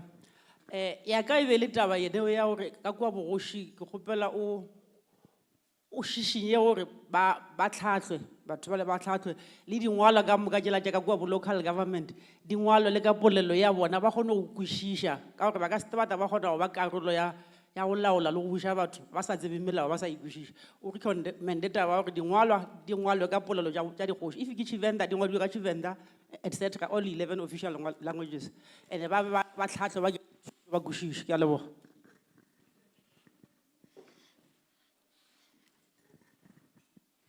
Ke a leboga. Ke leboga dipotšišo.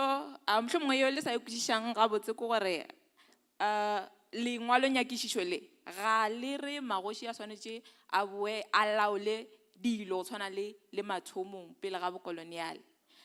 Le re magoši bjalo ka ge go alwa ka gare ga molaotheo wa naga mo go kgaolo ya 12, maikarabelo ao ba ba fa go ona a swanetše gore a be tlie go kwešišwe gore dikarolo tša bona ka morago ga bokoloniale ke tše dife, ba dira eng, ba kwešiše dilo tše boreng ba swanetše gore ba di dire le tše boreng ga ba tshwanela gore ba dire. Ka re mo legatong la bjale ba bona ba gatelelwe, ba filwe maikarabelo a boreng ga a tšweletše gabotse gore ke eng se ba tshwanetšeng gore ba se dire.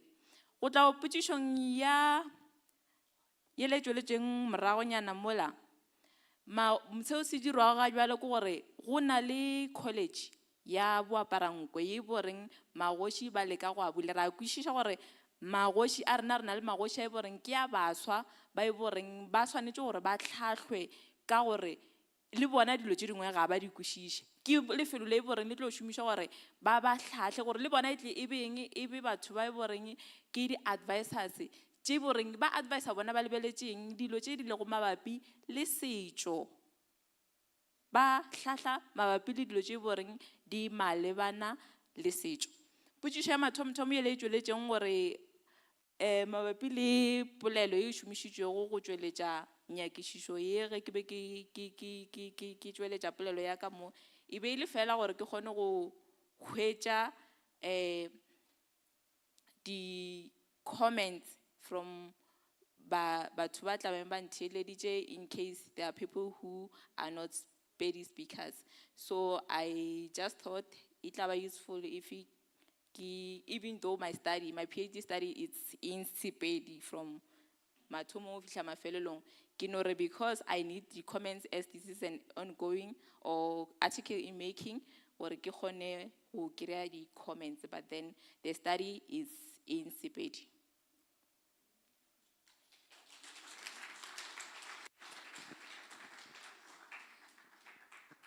Our cancer. Now we understand. Thank you so much, Ms. Malachi. Do we have other questions? There is one last one, Ms. Malachi, for you. One last one.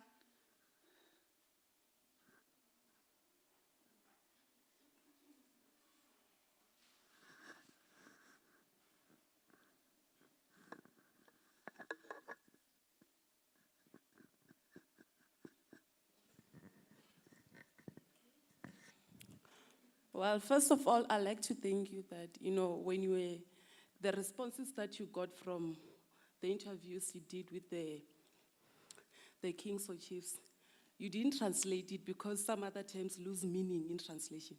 So I'm happy. But then I have a question.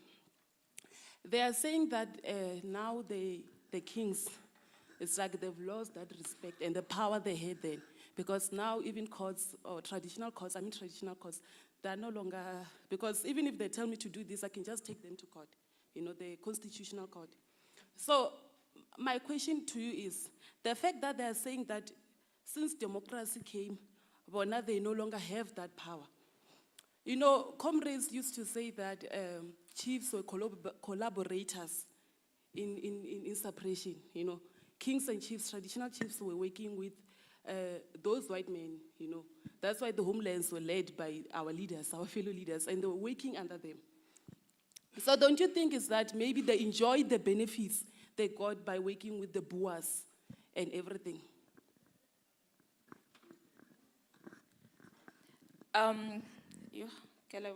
What's a Karina Kujiringwe, Revo Colonial Butena Karamna no Motu. Ubona iki Sijo Sabatubao, Kissekauno Rufita, Yena, Uba, Serarabu. Eba bonoki reba ipatile ka bona batho ba tshweuao ba ikokare ba ne le matla fela ga bjalo ke bona gore go tswa go di karabo tša bona le bona ba lemoga gore ba tšeetswe segabo bona ba tšeetswe matla ba amušitše fela monwana bona ba tšere naga ke se boreng go na le mekgatlo ye mentši ye boreng e a leka gore magoši a hwetše serithi sa bona gape go na le contralesa le tše dingwe tše boreng ba šomišana le tšona gore serithi sa bona se boe ke nnete ba be ba kgahlwa ke tše ba amoša monana ka tšona fela ga bjale go tšwa go dikarabo tša bona le wena o kgone go lemoga gore ba be ba nagana gore ba diatleng tše di botse bjale mabu a ile.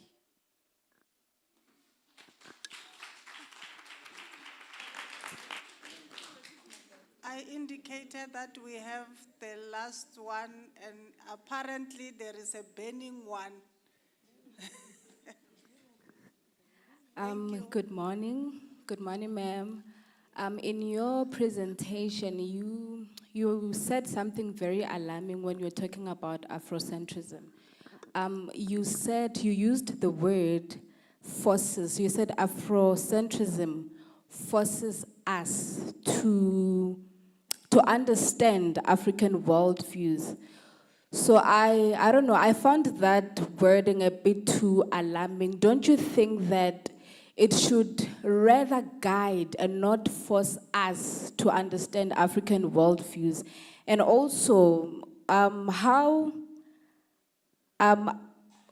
can, in your understanding or from your view, what do you think Afrocentrism, or from the perspective of Afrocentrism, how do you think that this theory can address tensions between traditional authority and democratic governance in our world today? Thank you so much for the platform.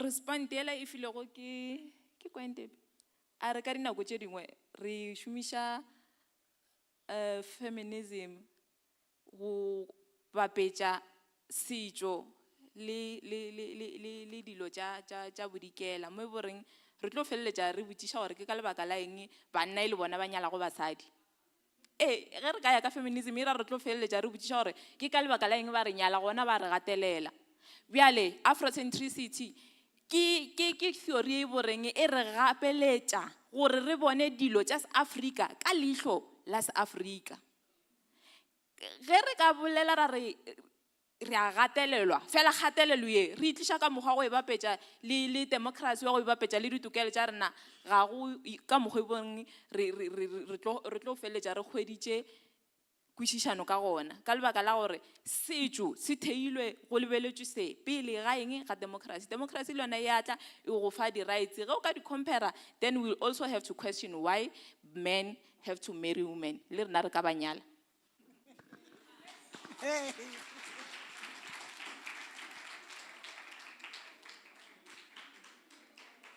Another round of applause.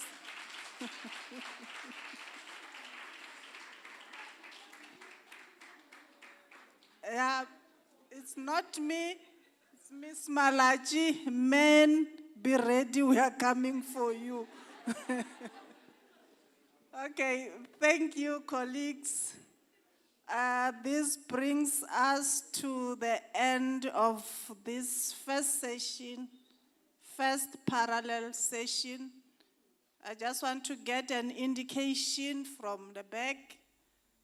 According to the program, we are to reconvene again for the main paper.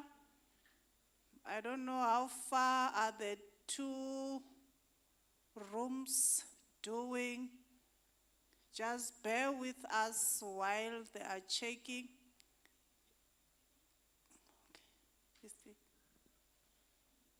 Okay.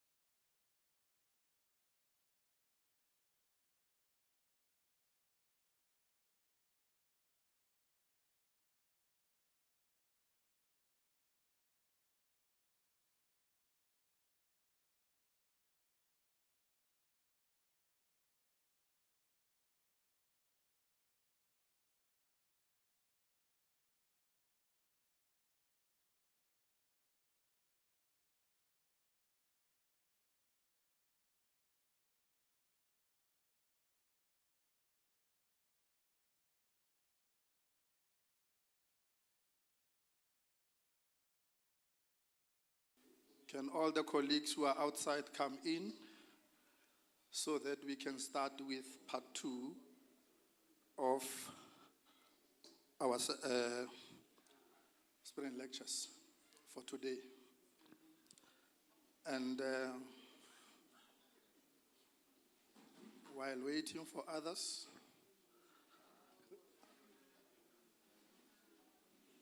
I want to also follow in the footsteps of other program directors, in particular Prof. Sitole, who acknowledged protocol as established yesterday by the higher hierarchy. And according to the program, this is the part where we are going to have the main paper. And we need to ready ourselves to be nourished by the presenter. And the presenter conveyed to me a particular message to say, since we learned yesterday that he is one of the great singers, the musicians, so he wanted to render an item. Unfortunately, the band is not here, but that will be done in the evening during the gala dinner. We learned from Prof. Matache that he is a Nambi inventor.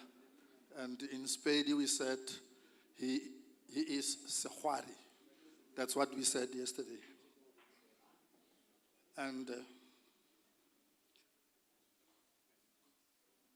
I'm not so sure if colleagues are still coming in, so that we offer our presenter the necessary respect that he deserves. Music, can we just play a little bit of music?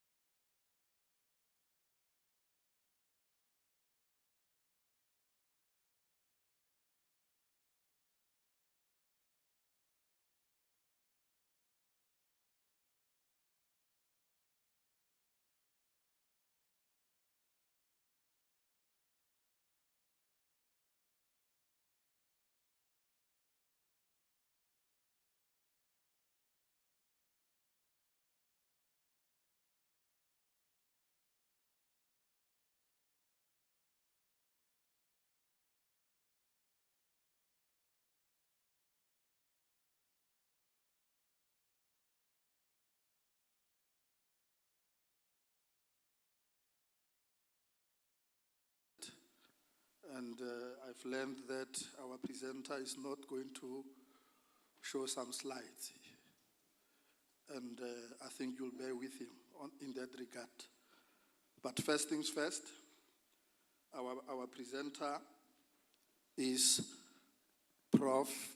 Malimave Jeff Mapaya, but we need to know a little bit about him for some of us who do not know him. And from the knowledge that we gathered yesterday from Prof. Madache, he is said to be one of the inambis, or the nambis. And in Spedi we said, Kesehwari, when it comes to music. And a little bit about his profile. Prof. Jeff Mapaya holds a bachelor's degree in jazz performance, a higher certificate in education, and a PhD in African studies, specializing in Minowa Setso, indigenous African music. Prof. Mapaya spent 15 years as head of the music department and is a founding member of the highly successful Indigenous Music and Oral History Project at the University of Venda. He is a performing musician with several albums, the author of 2 books, numerous academic articles, opinion pieces, and editor and co-editor of several books. Prof. Mapaya's unquestionable influence in African musicology makes him an invaluable resource for academia and beyond. His deep-seated passion for the study of Minowa Setso and its cultural ramifications elevated him to a revered position of authority within his field. As a revered musician, our Nambi, ladies and gentlemen, assist me, short as I am, to welcome Professor Jeff Mapaya to the podium.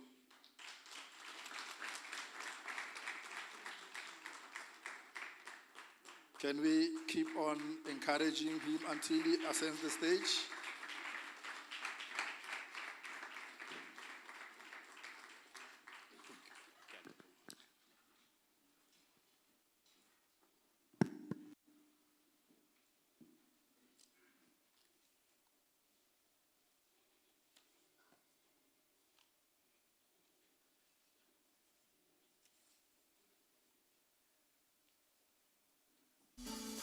Hello.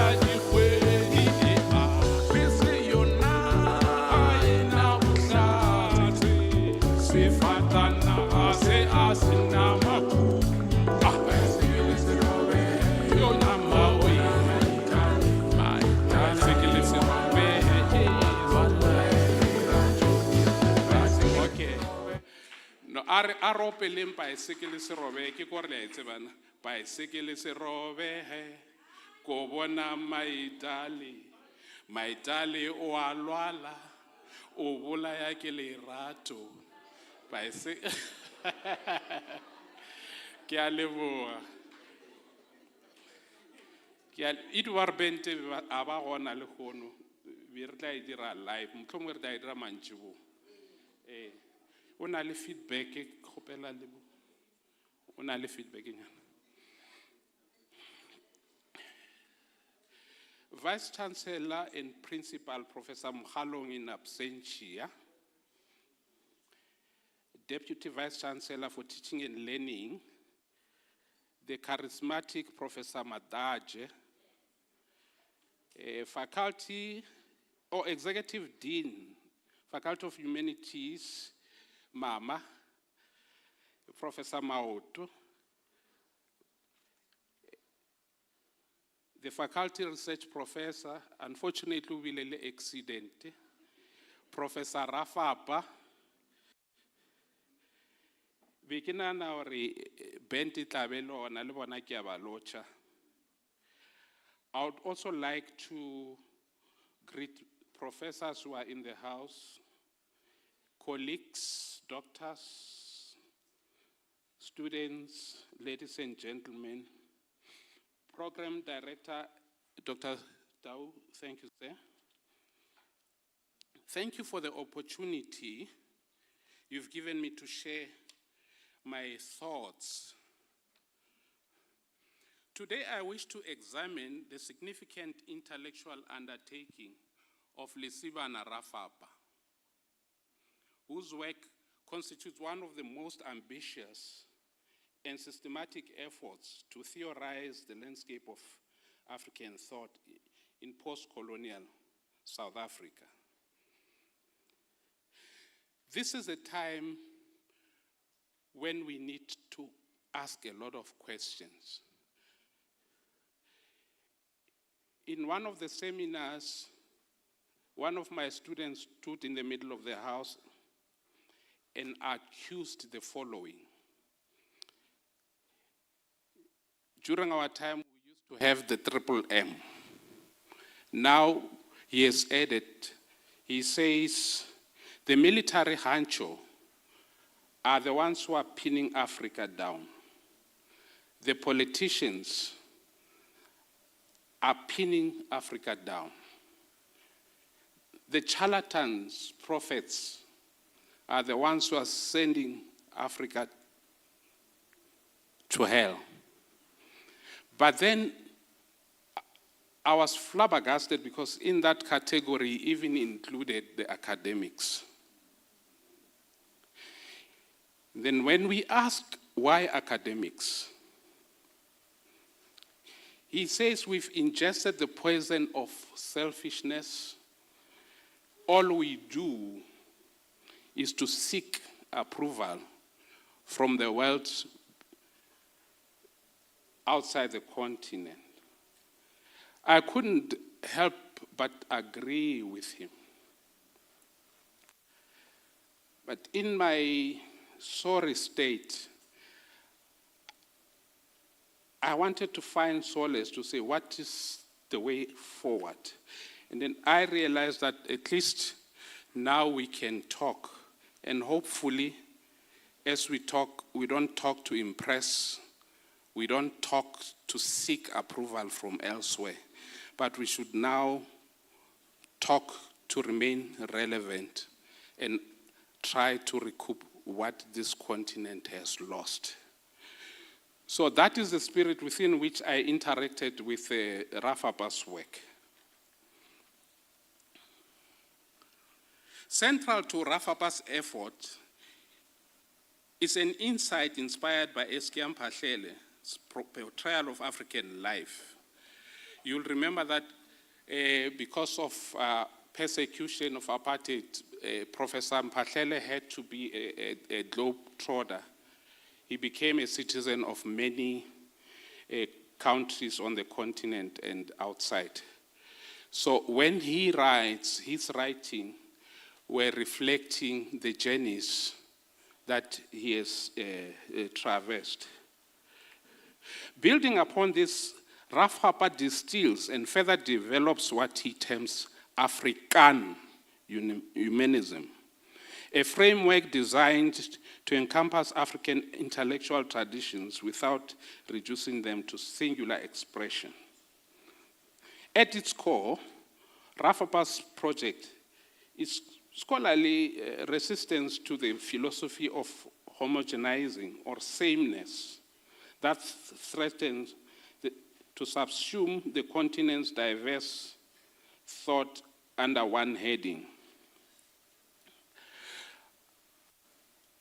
This sentiment was troublesome to me because now we are encouraged to think of Africa as a unitary state, at least intellectually. Maybe economically, we are getting there because of this free trade agreement. But when you hear a scholar arguing that Africa is different, then you must know that we are in trouble. I'm not saying Professor Rafapa is saying this, but this is the sentiment that I could distill from his argument. Nevertheless, it is this principal sameness of Africa. I believe Africa is one. It is this principal sameness that prompts fundamental questions. Does this opposition to unintentionally fragment the tradition, does this position unintentionally fragment the traditions it aims to fortify? That is, does it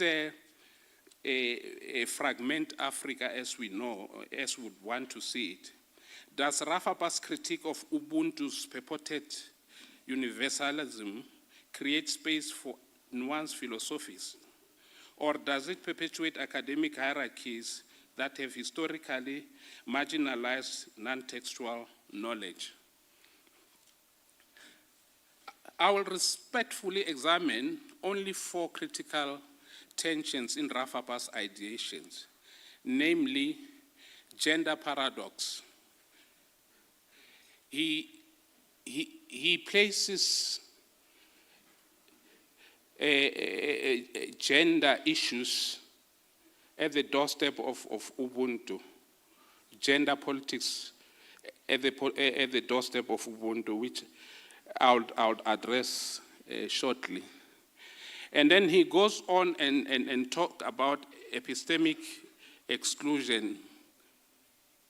And then he says Ubuntu exclude other people or other nationalities.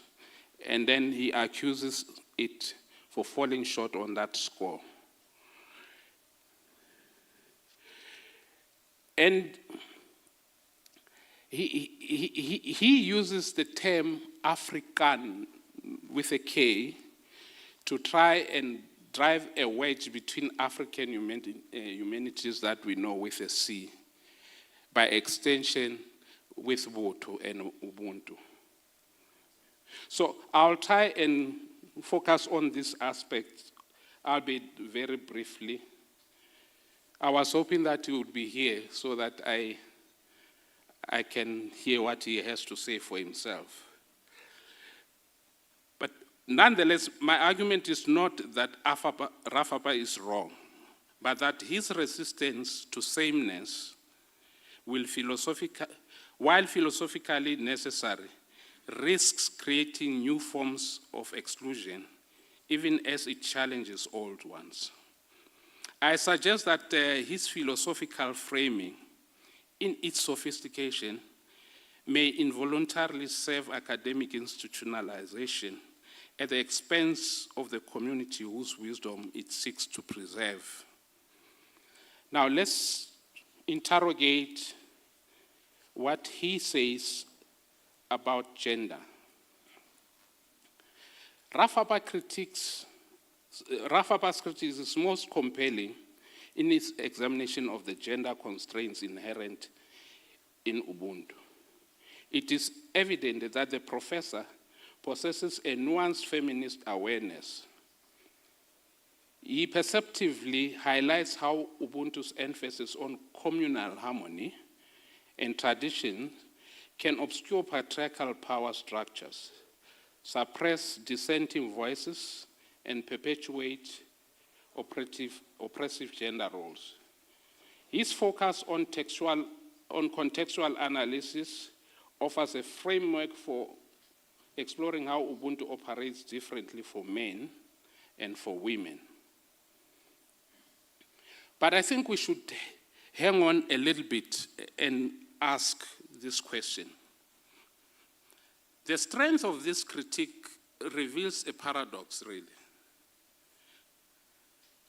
By moving from a critique of lived practice to constructing an academic theory, the framework risks a subtle exclusion, misinterpreting women's knowledge system by applying foreign analytical categories.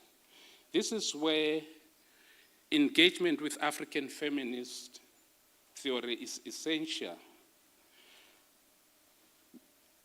I think earlier on today, we've heard from some of our colleagues when they were questioning our uncritical ingestion of theories that come from outside, that we have to be careful now. Then we've got also to sensitize our students that perhaps they are betting for the wrong horse. They must try and see academia from an African perspective if we were to move as a unit. Right, if we consider what an African feminist scholar, Oyeronke Oyewumi, she argues that the very category of woman, the very notion of woman as a universal subordinate group is a Western colonial imposition. She says in Africa, this is not the case. I'm 60 years old, and then I can tell you that I've never seen this insubordination that they are talking about. I know my aunt, who is younger than my father, reprimands him like he reprimands a child. I've been to Hoshi Malbo once, and out of excitement, Hoshi Malbo wanted to open the gate for me. And then Rahadi came. She reprimanded Hoshi Malbo like she was reprimanding a child. And all these men obliged. So when people go on to say women are not powerful in Africa, I don't know where that comes from. It is a lie that has been told so frequently that we are beginning to believe it. And it is travesty of justice that we are not only believing it, we are now peddling it, we are selling it. We are appeasing others by backing the same way they are backing, which is sad. As she continues to say, in pre-colonial Yoruba society, and this is the case with Sehananwa Sepedi Chivenda, seniority and lineage, not a rigid gender binary, determine social hierarchy. You are more powerful not because you are a man or a woman. You are powerful because you belong to the ruling clan. So, in the home state, I've never heard my father arguing that he's more powerful than my mother. They work together as a unit. So I'm not sure where this thing is coming from. But But this risk becomes evident when we shift from theory to the lived philosophies in women's practices, such as the rotating credit associations, or what we call stokvel. A stokvel is not just an economic tool, but a complete system of practical philosophy. Its ethics are grounded in rotational trust and restorative justice. Its epistemology, value, character, and embodied knowledge over abstract data, it's more than the theory, because the knowledge is embodied. The people who are practicing the stokvel, the women who are practicing the stokvel, have the knowledge embodied in themselves. So instead of theorizing about it, they live it. And this is a political economy. It challenges both neoliberal and capitalism and state-led socialism. These women are not instructed by men to do what they do. They rely on their own agency and their own power as active participants in a society. They are engaging in complex philosophical work by so doing, creating and sustaining ethical communities. The ultimate question is, by elevating African humanism as a superior theoretical framework, do we risk marginalizing these women's philosophical contribution? Are we then going to say, because stokvel, how they run their stokvel, the philosophy underpinning that process is null and void because you cannot find it in Otenwela Library or UNISA Library? Is that what we want to say? Do we risk marginalizing this women's philosophical contribution?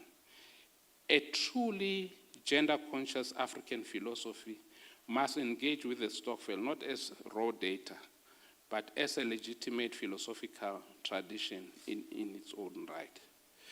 So, when Rafapa says Ubuntu is not gender sensitive, he hasn't considered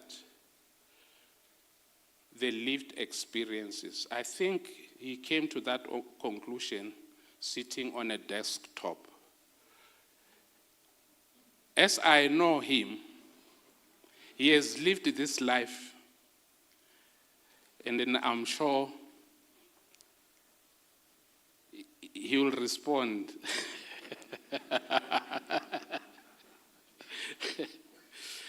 Right, let's talk about epistemic exclusion, the paradox of epistemic exclusion.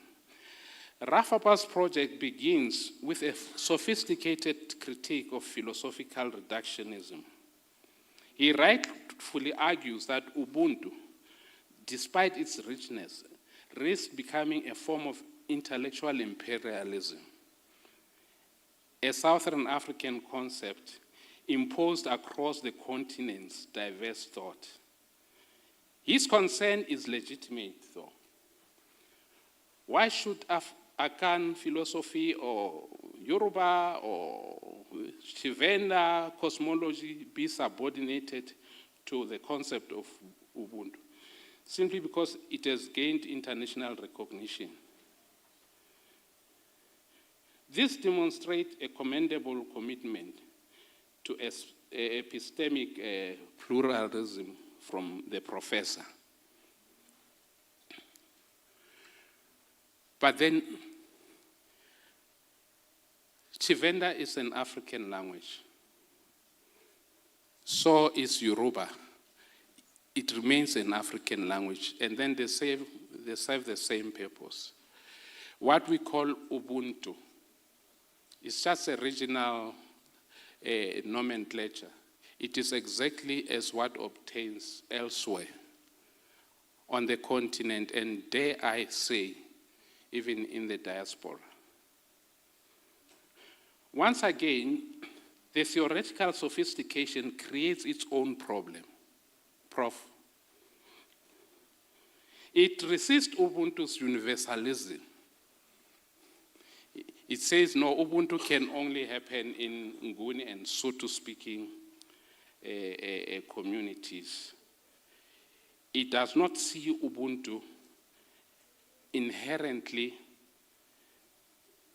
informing the life of an African wherever they are.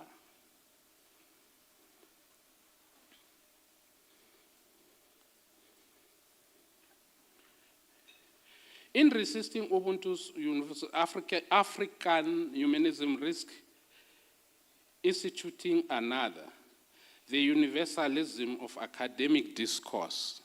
The same argument or the same paint that the prophets painted on Ubuntu can still be applied on African humanism, whether it is universal, whether it respects regions. This is still a question to be answered. This can be understood through the lens of epistemic injustice. The institutional demands of systematic theory is grammar. That means it has to be written. Citation practices an abstract nature and create formidable barriers. One form is testimonial injustice, where the academic system grants more credibility to peer-reviewed articles than to oral testimony of village elders. So I'm sitting here with Professor Rafapa as my elder in the academic space, and Professor Rafapa, the elder in the village space. Who should I believe? Whose side should I take? Should I take Professor Rafapa's academic impulses, or should I revert back to Professor Rafapa Mohalaka, who comes with a Sehalaka and interacts with me as a Halaka? If I have to make a choice, I'll choose the latter. I'll let Professor Rafapa theorize maybe into oblivion. But I know he'll come back as an old man and still teach me Ubuntu. Because that's what he did, even Lekomuje. Right?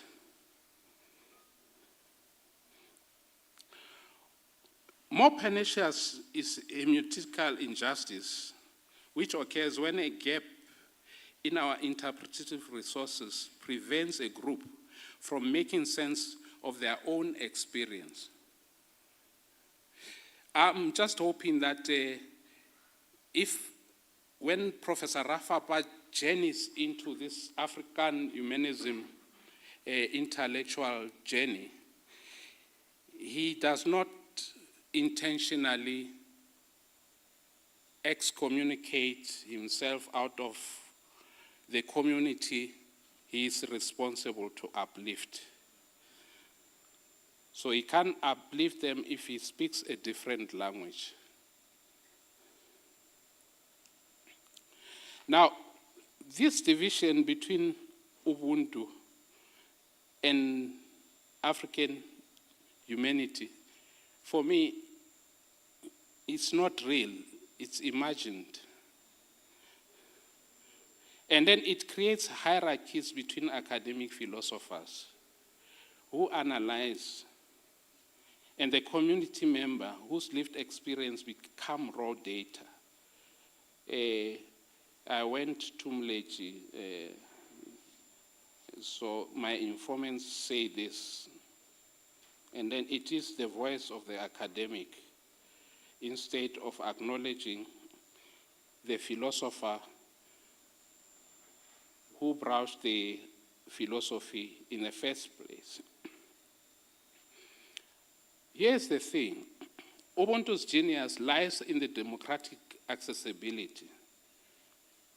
A vernacular philosophy expressed through proverbs and practices. When Mosotho are motho ke motho ka batho, they invoke a dense philosophical thesis about the relational nature of being, ethics, knowledge, and more. By demanding such insight to be translated into academic theory to be considered legitimate, we risk perpetrating a serious hermeneutical injustice, severing philosophy from its living communal context. The work of Antonio Gramsci and his concept of organic intellectual, a thinker who emerges from within a community to articulate its consciousness, is instructive in this instance. A decolonial African university should cultivate and collaborate with the organic intellectuals who already exist, the healers, the poets, the sage, the elders.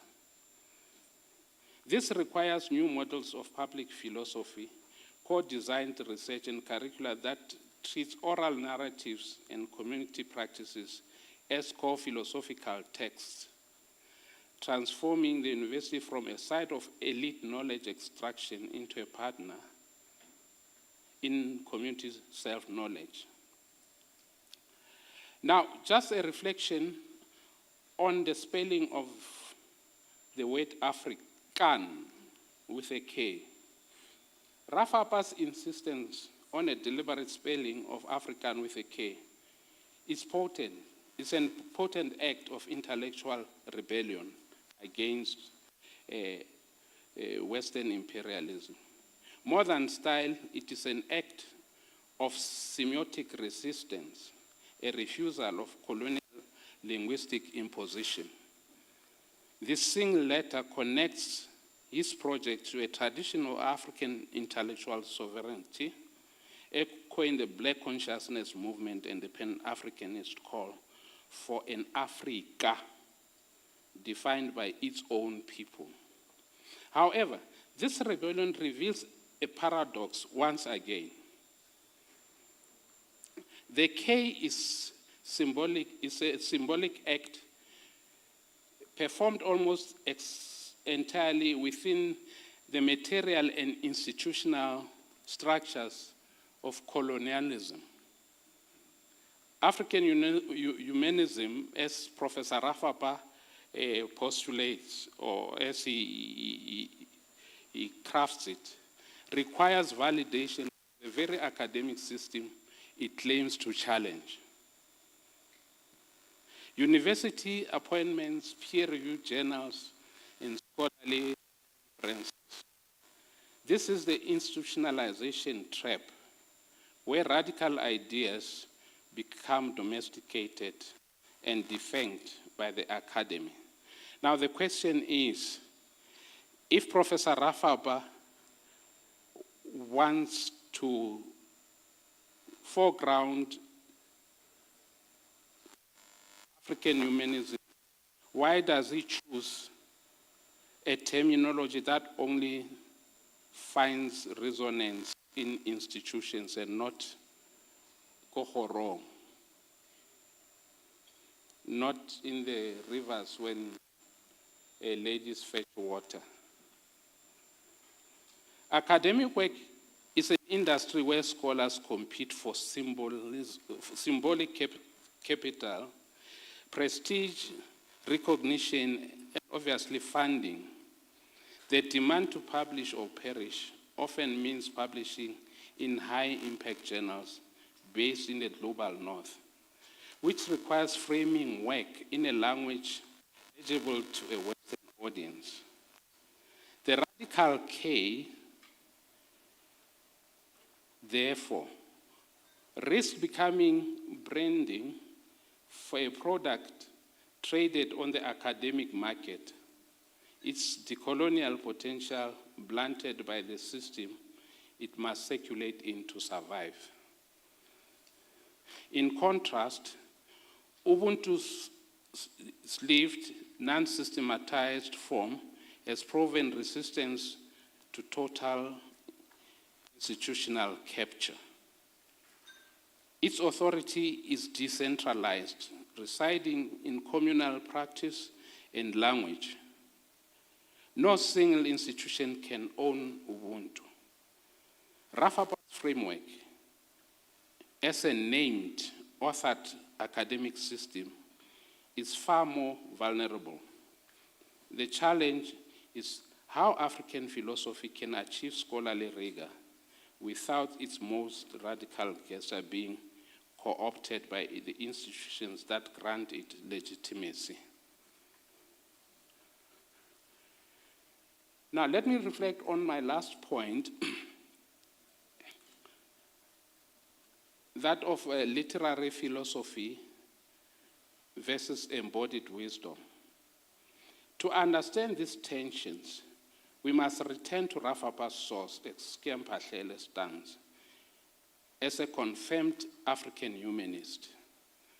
It is crucial to examine the method through which Mphahlele's humanism was forged, not in a university seminar, but from engagement with the concrete challenges of life under apartheid. He was a literary philosopher using creative writing and autobiography to explore fundamental human questions. And most importantly, as he experienced those. When Mphahlele wrote about life, I suppose he was performing philosophy through the texture of lived experience. In his masterpiece, Down Second Avenue, his searing description of Sophia Town served as a historical documentation, literary art, and its philosophical analysis simultaneously. In other words, it is philosophy in action. This philosophical power lies in integrating what Western philosophy often separates: thought and feeling.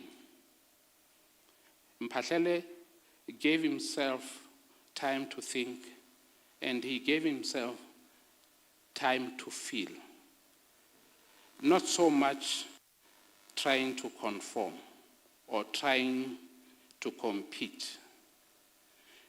And then he went on to analyze and also to experience.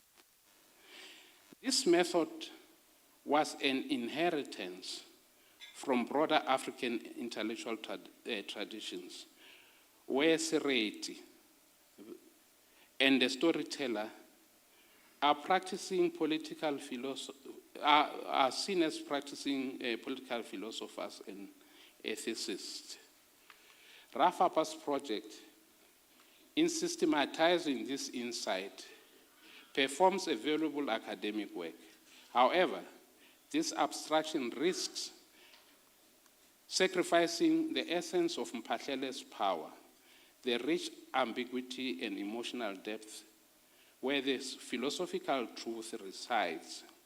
Mphahlele's humanism was not a rejection of Ubuntu, but an extension of it, wrestling with the principle in the modern world.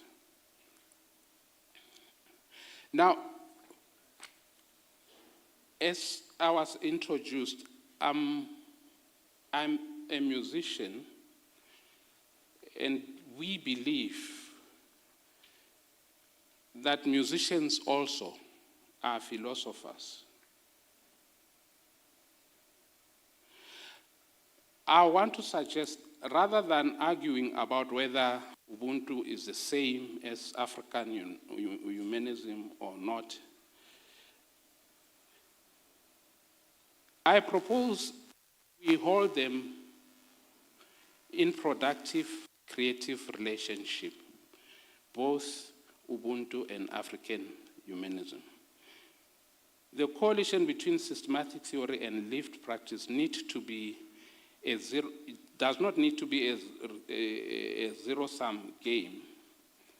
I propose sonic humanism, a framework that imagines African philosophy not as a fixed doctrine, but as kosha, a collective musical performance, internal in process. It is sonic model.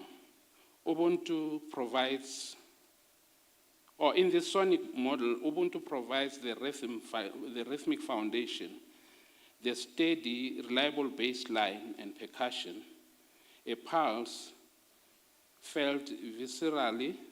It is the embodied democratic wisdom of the community.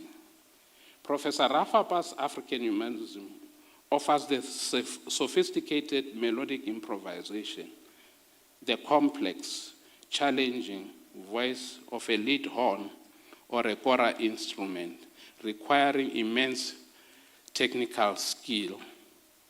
It soars about the rhythm, exploring new harmonic possibilities. The relationship is one of symbiosis, not hierarchy. The rhythm gives the melody freedom to explore, while the melody gives the rhythm new meaning. Other African philosophical traditions contribute their own distinct voices, enriching the collective performance without subordination. This sonic framework reinterprets the tension as source of creative energy. The epistemic paradox dissolves when embodied wisdom, which in the case of music is rhythm, and the systematic analysis of melody, they go in together to create harmony. The gender paradox is managed when women's situated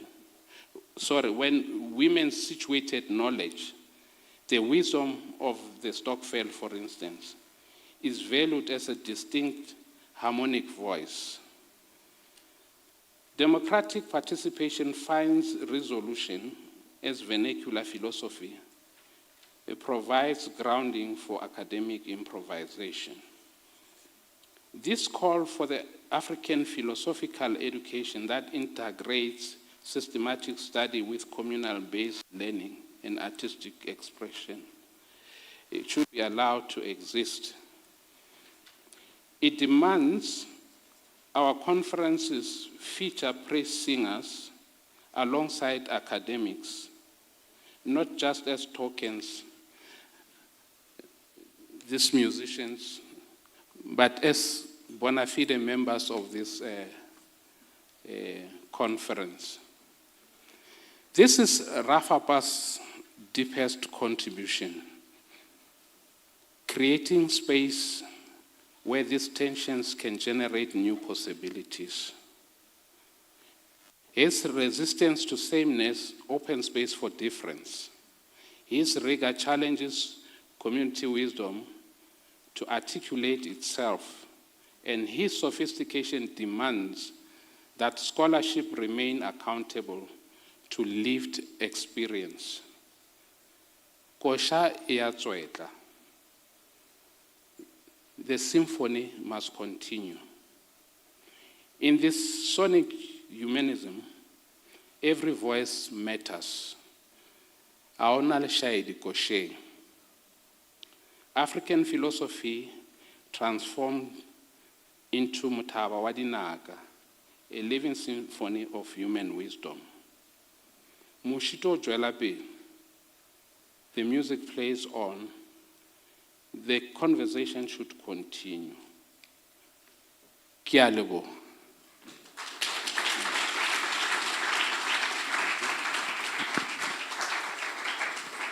Thank you, thank you. Let's keep on encouraging Prof. Mapaya.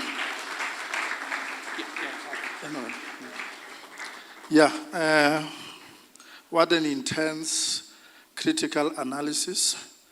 And I think by now, I've been looking at the audience. Every one of us was busy thinking and digesting what is happening here.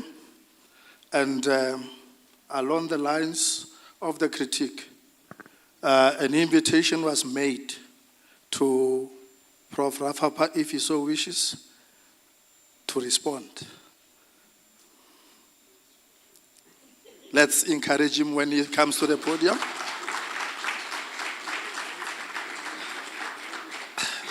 And while he's on his way to respond, I would love it that we pen our questions so that we don't have to waste time.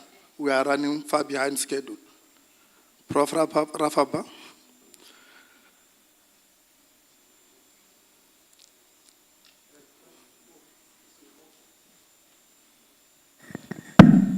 Oh, thank you so much, Program Director. And thanks so much to Professor Mapaya for his incisive, trenchant dissection of African humanism. Of course, you cannot speak of African humanism and not touch on Ubuntu as well. You cited, but I'm not sure if the citations were paraphrases or direct quotes. I heard somewhere where you mentioned that I say Ubuntu is not gender sensitive. Not sure of the source.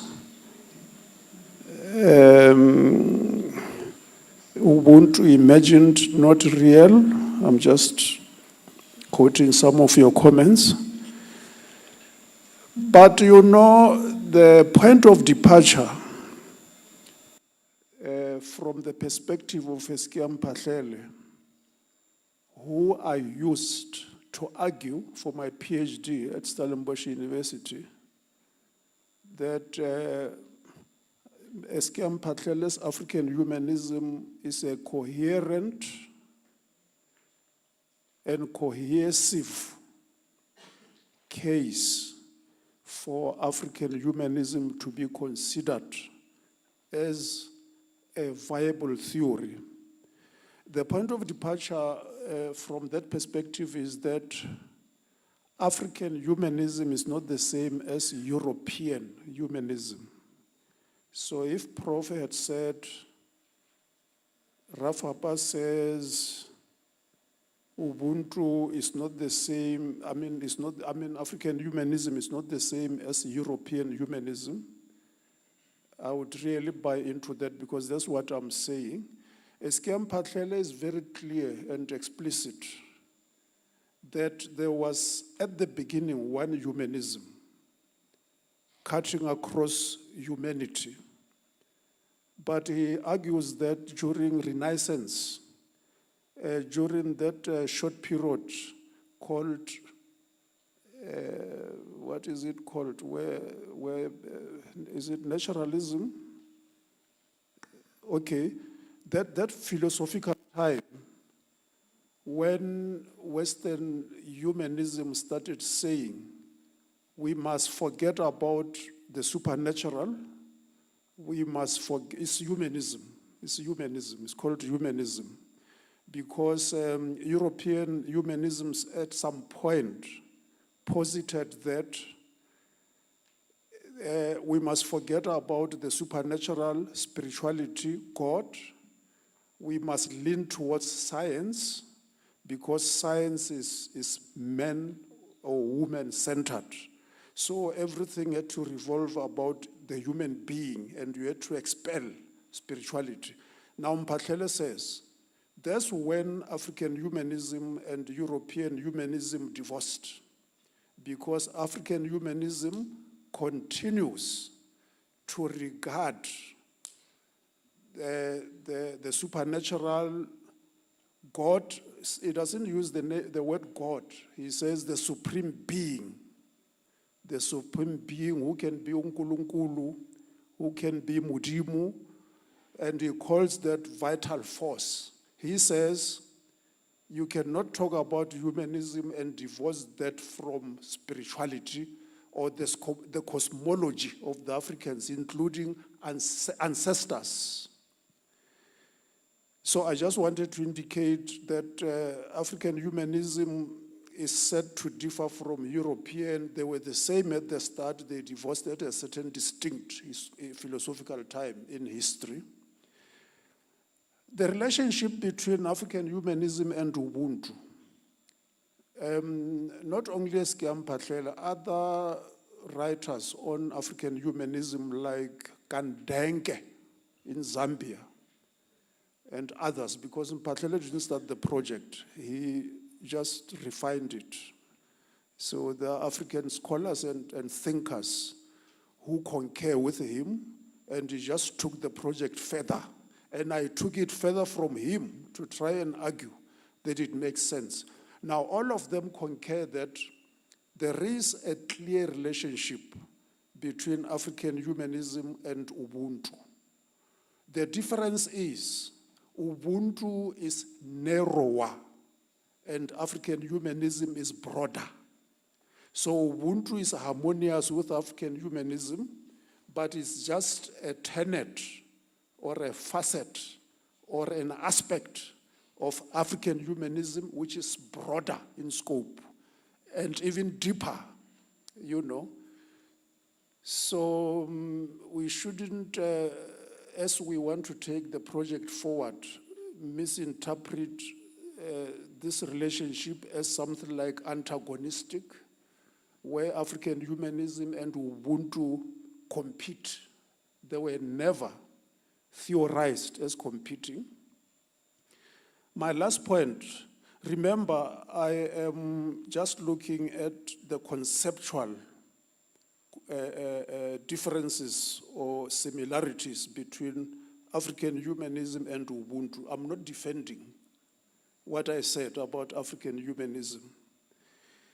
Now, Prof. Mapaya indicates somewhere that I said Ubuntu is not gender sensitive. Maybe he might have read where I was saying that the notion of gender within Western epistemology is not the same as that of African epistemology or episteme. Mphatlele is trying to say the notion of gender is not the same in through Western lenses, Eurocentrism and Afrocentrism. He doesn't deny the importance of gender sensitivity. In fact, I quote his novel in my thesis and in my subsequent publications, where he eulogizes and lionizes women. The most known character in Mphatlele's fiction in Down 2nd Avenue is Ant. Mphatlele is full of praise for the ant, and one reason why he's so full of praise is that affirmatively he says, many men were too timid to confront the Indian businessman in Maravastat who took black people for cheap, who would sell you reject objects, and when you returned them, he would shambok you like you are a child. Then Mphatlele says, my aunt one day challenged the male. You see, there is also patriarchy involved. The male businessman who took black people for stupid sheep and confronted him as a woman when men were actually receding and too timid to do that. So you see, Eskia Mphatlele has always been on the side of women empowerment, recognition of women as equal, if not even more stronger than men. So there's not a question of, if Ubuntu is an inset of African humanism, and African humanism, according to Mphatlele, reveres women, there is no way the same Mphatlele can say Ubuntu is not gender sensitive. All he's saying is our notions of gender sensitivity are not the same, looked at through the Western lens and the African lens. And he cautions against what was called, what was that research method, which was telescopic. And you watched Africans from the sky, and you thought you had researched. You don't even share their food. You think they're stinking, they can infect you with illness, as happened with that movie about the Khoisan, where a lot of distortions were reported by whoever was filming that. Now, as Kiam Patlele says, we should refrain from using Western or Eurocentric lenses to interpret our experience as Africans. So now he says, women were never discriminated against. So you see, that is not saying in African original episteme, women were never discriminated against. It is the West now with a telescopic approach to research who concluded that invariably, if you are African, you are patriarchal, and patriarchy and paternalism are lumped together as if you cannot differentiate. And he says, Africanism has always respected the place of the women. And he gives an example. If a man goes out to thatch a house, the man of the house will say to the wife, "Ma, bagas mamang barile ke tlo ba direla ngwako. Ke bona kwa re nka ba loma £2.10." See, you don't just leave the house without getting permission from your wife. And when you return from doing the thatch, you don't go and booze the money or use it before reaching home.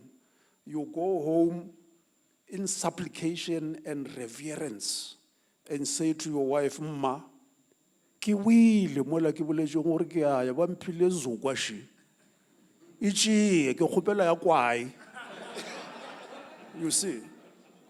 So the question, maybe by saying African humanism and Ubuntu are not gender sensitive, one could be using Western lenses. And this is what Mpatlele wants to negate.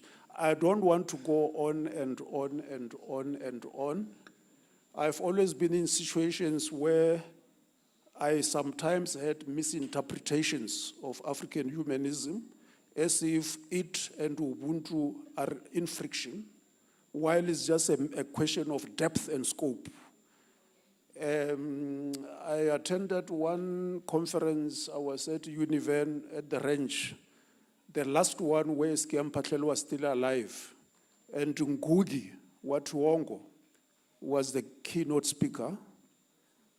And there were people like Kefa Semenya and the wife, not yet Uhuru, you know, and were thinking deep at the ranch. The day Mbeki was deposed by the ANC, that was Mpatlele's birthday, and it coincided with the ANC conference.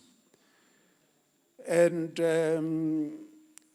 everybody who was there concurred that Mpatlele challenges Eurocentric lenses and wants to advocate for an African perspective in looking at reality. That's all. Thank you. Yeah, let's share the response. Thank you, Prof, for your response. And I hope all of us can see that there is power in responding. And it clarifies some instances of misunderstanding, misquoting, and so on. But that does not take away the questions that we have prepared for the presenter. Because when I gave Prof the chance to respond, I wanted to be seen as neutral, leveling the playing field. And I hope to the best of my ability, I have done just that.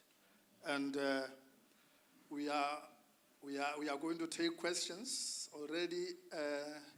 I have one at the back there, row number 2, and then you will follow, Prof. And then one at the back there, the next one, and we have 6 for now. Thank you. Let's take them in that order. I hope you'll capture them. They are for the presenter. Oh, okay. Well, yeah, thank you very much, Prof. Siabonga. It's quite a breath of fresh air. So this is just an appreciation to say, we appreciate you reading Prof's work and him responding. It's a breath of fresh air. Like we are not talking about dead white people, and we're discussing real issues that are of concern to us.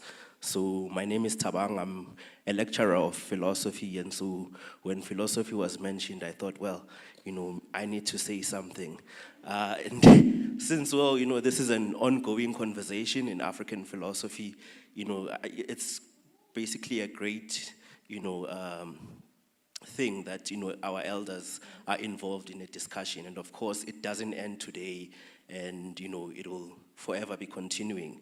But I would like to contest, like your characterization of Oyoronke Oyewumi as an African feminist.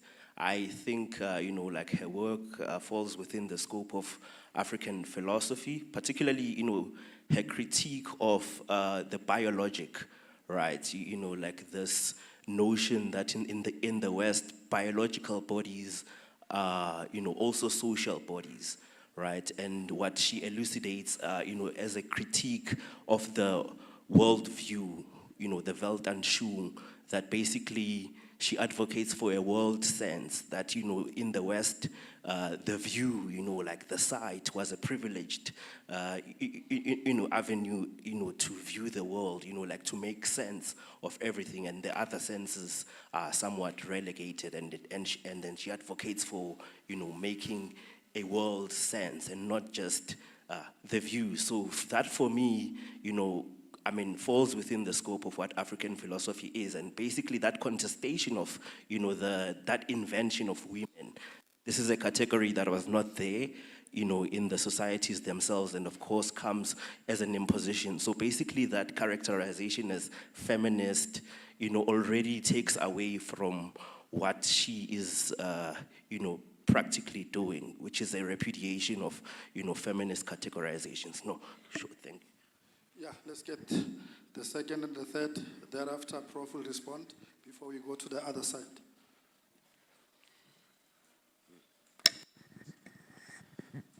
Yes, thanks, Dr. Dao. Thanks, Prof. Madimavi, Jeff Mapaya, and Mhalaka. What have you shared with the Hoshje Bedi di Bulelishana? Mine are two, Prof, because I think Prof. Rafa, in his response, he actually echoed and rooted your argument that women in our African context, culture,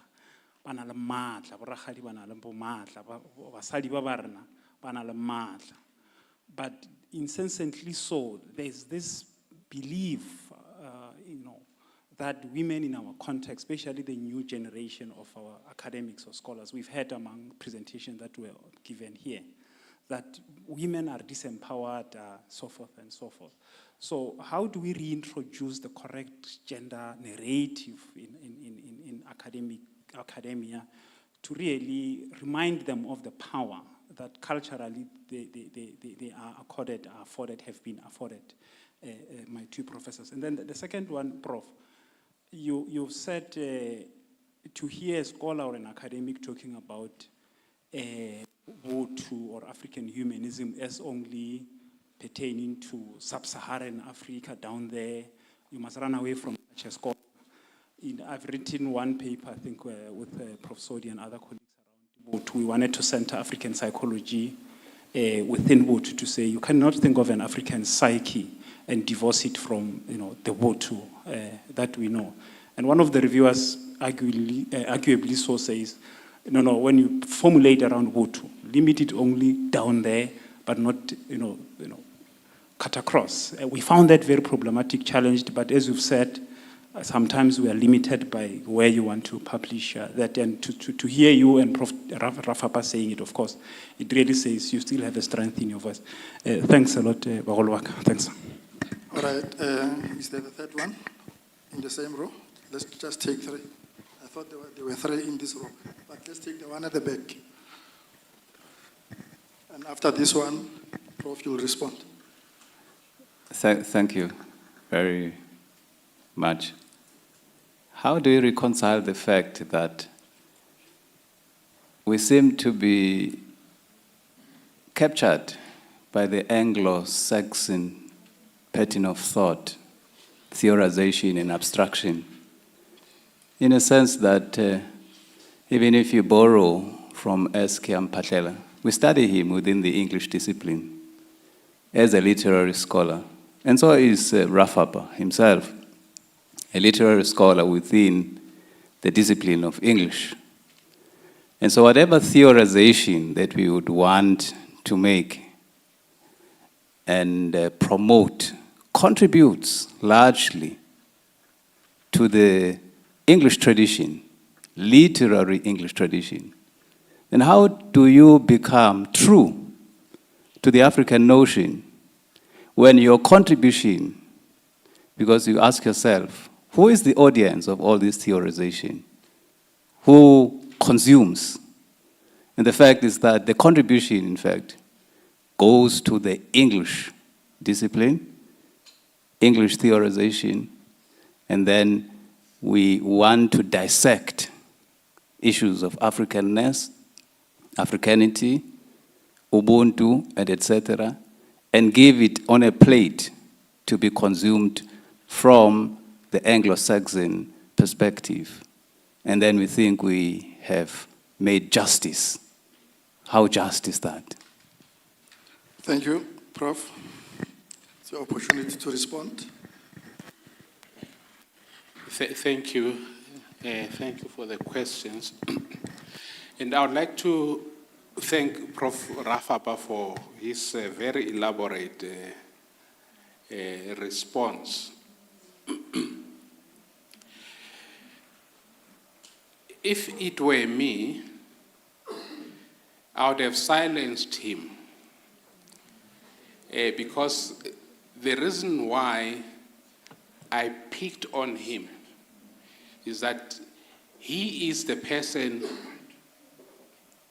on whose shoulder, going forward, maybe we should gag him so that the space is open for critical interrogation. And then there was another question about how do we... I've written an article called The Fourth and Fifth Generations of African Scholars, and I was focusing on the South African context. I'm happy to say we are getting somewhere. I was listening to the kind of energy that was in this house from younger scholars who are now supervised by the fifth generation of African scholars. Because the fourth is the Rafabas. These are the ones who were supervised by non-Africans. So they could not say what they needed to say for fear of this and that, you understand. But now Rafapa supervises me. He still has a babalas or a hangover.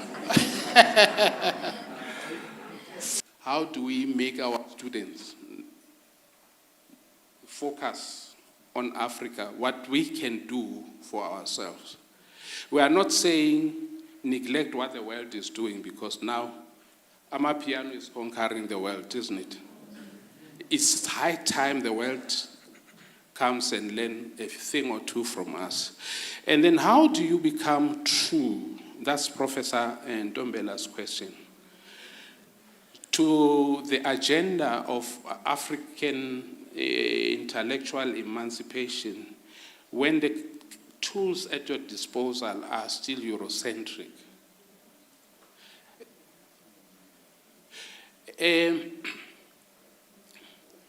It's a very valid question. we need to answer that one. But I take solace in the fact that if you can fix the software, the human element, the human attitude, you are likely to succeed in fixing the hardware. If you can have a vice chancellor who has an updated software, you are likely to turn this institution to an institution that allows for growth, for Africa to take root. I want to end here, but the challenge is, please, maybe I should issue a call. Let's read Rafapa and respond to him. Let's criticize him. Let's appraise him. Let's put him where he belongs. And then by Rafapa is just a figure. It's symbolic. We can pick any other scholar who's very relevant in our respective fields and do the same. We need to have Aristotle's. No one is going to make one for us. We need to make our own philosophers. Thank you.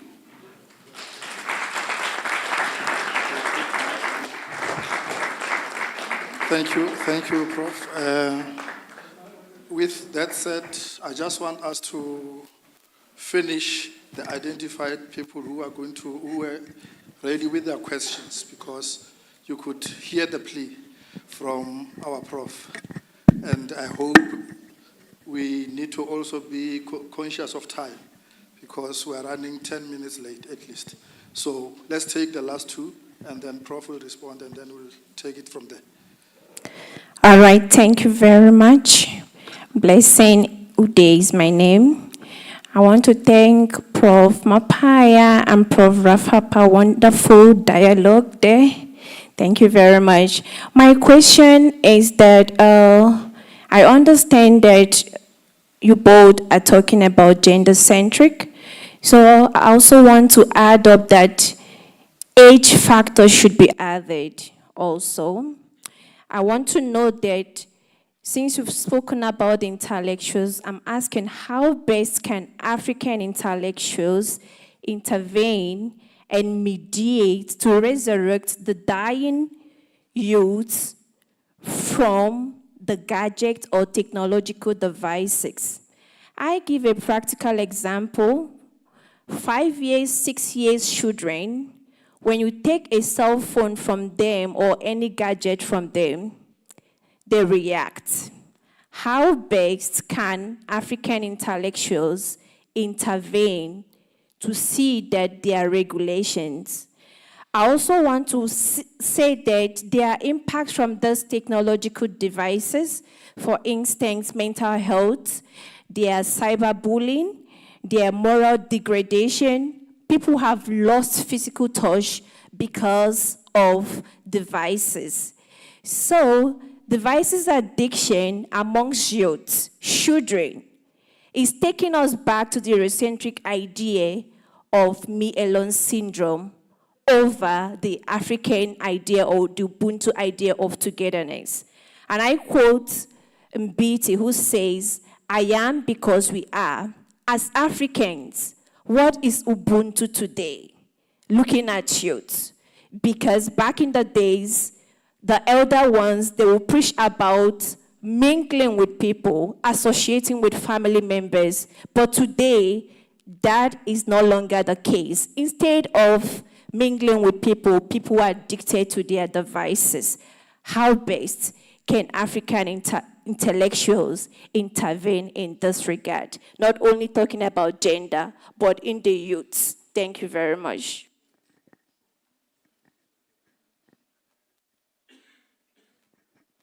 Thank you, Prof. This is a mind bender for me, and it's not a question I think both professors can answer me in this question. As the fifth generational thinker, and I'm glad of what you did, Prof, to challenge someone who's still existing in their work, whether you are interpreting it correctly or not, it's fine. But that stretch in its own allows for us to see the value of the theories or philosophies that are already working beyond how we can stretch them or how far we can stretch them, like a rubber band, Prof. Rafab. You're gonna be my rubber band too, because now I want to know, Uguti, until we've bought the fallacy that women are weak, women are sensitive, as though we are passive in everything that is being done or any engagement that we enter into. I want to know, Uguti, hey, are we not causing further damage by assuming that the only people who would have or who should have a voice in matters of gender should be females? I think what I've appreciated today is to hear men who speak about issues of gender and how they see me as a woman, and that makes me feel valued because we never get to hear what men think. And there's almost this red tape around a man should not comment on issues of gender. As fifth generational thinkers, is it safe for us to start the legitimacy of men talking about gender and how these issues can be fixed? That's one. Number two, we spoke about this drone effect yesterday. In fact, I heard about the drone effect, but this drone effect also applies with us as well as the people. Now, I don't know how this conversation that we've had today contributes to the legitimacy of Igaba. Igaba, according to my language, is an indigenous person who hasn't gone to school. How does this engagement enter or tap into the space of an indigenous person carries, just like you said, the oral histories, carries valuable knowledge that we should sit down and acknowledge and legitimize as valuable contribution to scholarship and to the spaces of academic usage? Yeah. Thank you for the question. And I'm going to request Prof to respond by your chunk. And I think with Prof Rafapa, you can still engage with him outside of these walls. Thank you. Prof. Thank you, Chep. Oh, which professor? Well, professors, both of us. Him. Yeah, I had made a ruling that with you, she will consult you. But anyway, you can carry on. No, it's fine. Mine will just be concluding remarks. You know, all these inputs are so crucial. And I must be very clear. I so love Professor Mapaya's approach to research and theory. The project is starting is the right way to go. You don't wait for someone to die and then you look only at what is published and he cannot respond. And I love what you said, Prof, that as people engage with my work on African humanism, I should not respond. I must leave the space. But the substitute for Rafapa responding is reading Rafapa's articles. Because there is a lot that I published beyond the PhD. My PhD argues that Mpatlele's African humanism is mutable, it's not static, it is dynamic, it adapts to changes. It even adapts to technology and IK. Although when he was still alive and writing pieces, there was nothing known as artificial intelligence and so on, which tells you that what I'm writing now is not what Mpatlele wrote. So you can trace what I'm saying now. Prof. Mapaya mentioned, and the colleagues who made inputs, something very important. We must not allow people to steal our original contribution to knowledge as Africans. There is a book written by G.G.J. James with the title Stolen Legacy. And he exposes even, who is this mathematician, algebra, Pythagoras? He has evidence, it's researched, it's not emotional. He proves with evidence that Pythagoras stole mathematics from Africa, took it to Greece and Rome, and it was re-imported as something European or Western. And that's true, you know. So I buy into all the inputs. One way, you know, my argument when I submitted my thesis, he touched on my trauma. My argument about Mphahlele was that the English he writes in, he doesn't write his novels and short stories in English. He writes them in Northern Sotho. But the Wanderers, Chirundu, whatever, they are written on the surface in English. But when you delve deeper, there is original idiom which imitates nobody, which is independent. For instance, he talks about the ant, the heroine, and says in English, my aunt, o nyaka go bolela ka Sotho gore o ile a tshwara monna o la lekula ka diwasheng. Le tseba o tshwara motho ka diwasheng. Now listen to how Mphahlele puts it in English. He doesn't model what he says in any English idiom.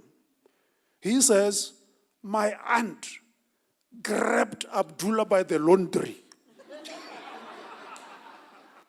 Look at that originality. Thinking English, he's not thinking Western. He's thinking African. Now, those kinds of contributions are very important to, and if we don't read, I always argue with the young academics who still hold their skills in research, and I say to them, it's good to say we're Afrocentric, but what is Eurocentrism and what is Afrocentrism? It's not an excuse to avoid reading on Marxism, deconstruction, psychoanalysis, and you are saying, no, I'm Afrocentric. That's not correct. You need to read what the Westerners wrote to challenge them and deconstruct them. So laziness is no excuse, right? One more thing, last thing to say is why I brought the question of the range during the ANC elections. Someone claiming to be an expert on Mphahlele from Tefluop, I was at Univen then, lied about Mphahlele. A senior lecturer or a doctor or a professor. I didn't respond because you see, I wanted him to say whatever I wanted to say. He misinterpreted Mphahlele. He said Mphahlele is talking about the leader having to be prophetic. And he says, Mphahlele, when he says a leader must be prophetic, means a leader must speak in tongues. The biblical interpretation of prophecy. And Mphahlele is very clear. By being prophetic, he says, he defines what he means by being prophetic as a leader. He says, you must be able to put your foot down, direction, boldly, so that people can argue against you, but you are convinced that you are pointing to the right direction, not emotionally, but intellectually. That's a prophet. Now listen to this one. I go to SK Mphahlele memorial lectures. Me Mampile Rampile and Mogoeng Mogoeng. They were guest speakers. You listen to them. Because it's called SK Mphahlele Memorial Lecture, they want to sound as if they know Mphahlele. Now you leave them because they are politicians. They will latch on every little opportunity as a mileage for a political agenda. They lie, you see. But you must pardon them because they are not like you and me. They are not researchers. They are not masters, PhD. They are not professors. They can say whatever they say. You know, slogans are not research. You are emotional if you chant slogans. So you see, we must know our space, play our role. The politicians are not above us, they are below us. That's why we supervise them to get degrees. And we can give them direction and not the other way around. I was boarding a plane one day from Johannesburg, from some women. Women are very powerful. They were with me on the little plane to Polokwane, that one that can fall anytime. And I heard them say, hey, Professor Rafapa, you are a professor. I said, yes. But I remember your days go Tefluop, what Teflax. I said, yes. But I didn't choose hard politics. I didn't want to go and claim my seat under Mandela in the legislature. And they said, oh, of course, you can check ANC archives. My name is there, top on the list. I didn't go and claim my seat. For what? I wanted to do my and not become an MEC or premier. Yeah. Right now, that the lady said to my eyes on the plane The world is not run by politicians. It is run by research, it's run by professors, it's run by, because we are now living in a knowledge economy. The politicians listen to us, not the other way around. They're our children. Thank you. Thank you, Prof. The last thing, Ngugi admitted at the ranch that people attribute to him what is not his. This coinage, decolonizing the mind, Ngugi was not the original coiner. It is Mpatlele who coined that for the first time. But Ngugi is known the whole world to have been the person to introduce the idea of decolonizing the mind, because he wrote a whole treatise, a book called Decolonizing the Mind. So this just goes to show you how sometimes we gloss over matters we are lazy to read. Then we propagate lies and shortchange people who have contributed immensely in African thinking. I thank you. Thank you.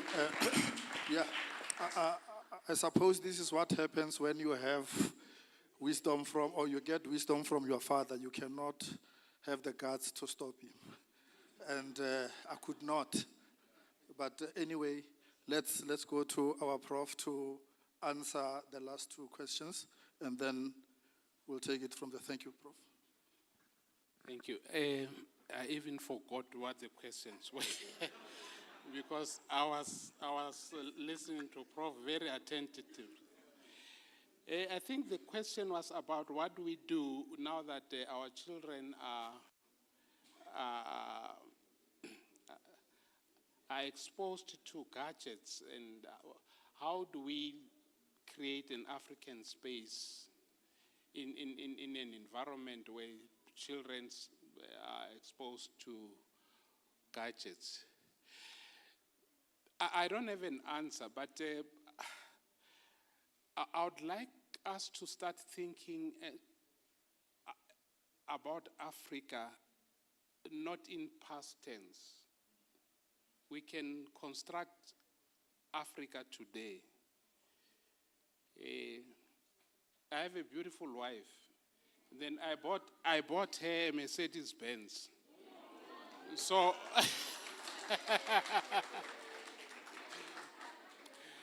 when she's wearing her vendor clothes and she gets into a Mercedes Benz, I ask myself a question: is this a German car or is this a vendor car? Because this beauty who's commanding this car is vendor. Maybe it's no longer a German car. So what am I saying? I'm saying let's define what this Africa is today. We know the Africa we lost. We cannot keep on crying about the Africa we lost. Let's go back, but try and define the Africa we want today. Because we have the power. We are now intellectuals. We can write about it. And the power of writing, I love it. I was giving a paper somewhere in Johannesburg, and I was dealing with a very controversial issue. And then a lot of senior scholars who happened to be white were sulking about what I was saying. But young white scholars, students, they came around and said to me, "Prof, don't worry." They took my papers out of their bag. "We are reading you." So keep writing, but don't keep regurgitating what we were taught. Let's build through our writing the Africa we want. I think that's my maybe very vague answer to that question, ma'am. I think even with these gadgets, let's be purposeful about them. AI, let's be purposeful about it. You know, I asked AI to compose a song in Themba Mkhize's style. It gave me a beautiful Zulu song. The lady sings perfectly. She sings perfect Zulu. The prose, everything was perfect. And this is AI. So we should not run away from it. Let's interact with it because it learns as you interact with it. So the more you put African content, African nuances into it, it now can translate in our languages because people took an effort to feed it. So let's not run away from it. Let's create the Africa we want in the gadgets that our children are obsessed with. And another point, the last point, I think it was a comment that it's good that in this forum, she had men describing their relationship to women. And it's important. You know, my sons' age, they've never heard what Rafapa is saying. They go to multiracial schools. They never hear me talking to Rahadi. Actually, I have an album. You can look at it. It's called Borahadi. It's just a tribute to Borahadi. It was sparked by the instance that happened last year when Rahadi said, no, but my brother is dead. Now you come with a stocky and you want to. But that was the power of Rahadi. So I released an album in response to that kind of an incident. But let's keep talking because this lie that we don't respect, we don't value our mothers is told too often. Yeah, we need to start pushing back. When I greet a female, she's my mother. Because in her, I see the pain that my mother went through for me to be what I am today. So let's keep pushing back. If we don't push back, there will be this avalanche that we can't stop. Thank you. Thank you so much. Let's keep on applauding Prof. All right, yeah. Let's keep on applauding him. And indeed, we really had, should I say, more than enough for our part two. But we don't regret doing that. We really appreciate the wisdom that has been bestowed on us by our presenters and our honorable Prof. And from here, I think we should have been long parted to our different breakaway sessions. But before that, yeah, I think there is a message coming. While the message is coming, let me take this opportunity to thank you for giving me a hearing. I really tried my best. You know, I was thrown into the deep end, and I know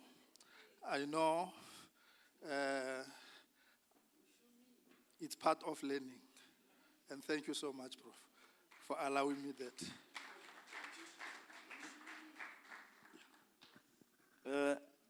Thank you very much, Program Director. Before we break away, we just wanted to announce that there's someone who dropped their keys. You can just see me to come and collect the keys. Before we move to part 3, we're still remaining with presentations. So it's only 2 speakers per venue. So we're humbly requesting our session chairs to adhere to time. Please, we are already behind. So we're giving you 40 minutes to conclude the remaining 2 presentations so that we come back to plenary and conclude the program. because there is an arrangement which will speak to that at a later stage. But for now, we can break to our venues. We are only having 40 minutes. After 40 minutes, we are coming back. Thank you.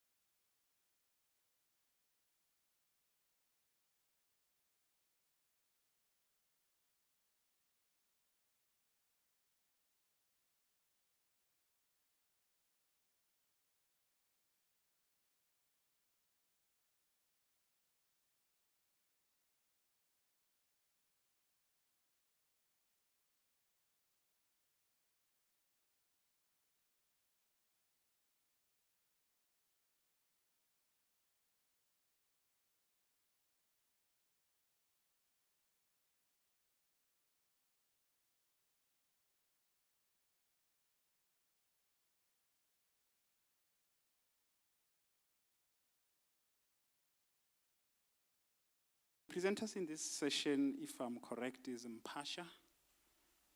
And she's not here, okay? Mpasha is not here. And then the other presenter that we have is Mpiana. She's here. You then are going to, have the whole 40 minutes. Wow. But also be very lenient to us, at least if you could. 20 minutes, 25 minutes, we'll appreciate that. But of course, without really repeating what everyone has said, you observe all protocols. I really humble myself before the previous speakers, Prof. Mapaya, of course, the response from Prof. Rafapa. We really appreciate to have them in our midst. Of course, other protocols were stepped on yesterday, were established for us. We'll step on the same protocols. On that note, I'm going to then ask our speaker to ascend the podium. While she's doing so, you can look at her abstract. I think it's on pages 29 to 30 of the abstract book, and then her topic is entitled "The Determinants of Teachers' Psychosocial Challenges in South African Secondary Schools," a scoping review. And she is together with Professor Mabasa, who I believe is the supervisor.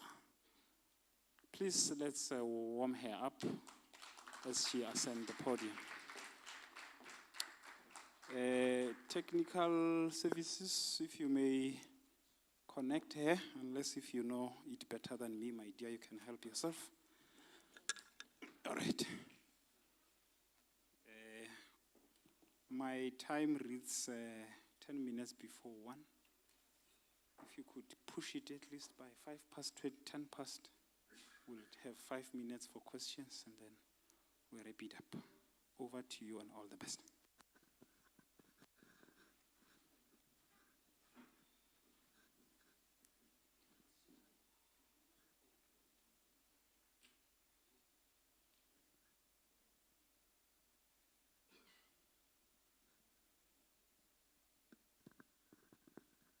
Thank you.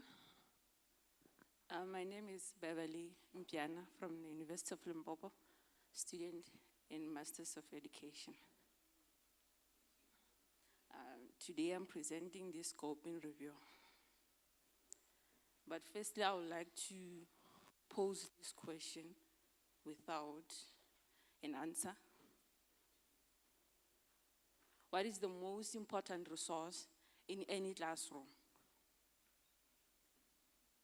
And I know some might say the most important resource is technology in the classroom, or curriculum, or the books. But the answer is a teacher. So what happens when that crucial resource is under an immense psychological and emotional strain? So with that in mind, let me take you through the scoping review titled "The Determinants of Teacher Psychosocial Challenges in South African Secondary Schools," a scoping review. So firstly, let me start by explaining what are the psychosocial determinants. Here we talk about internal and external factors influencing our mental health and how we perform. I'm talking about the social and emotional element, determining how you interact with others as the result of your mental health.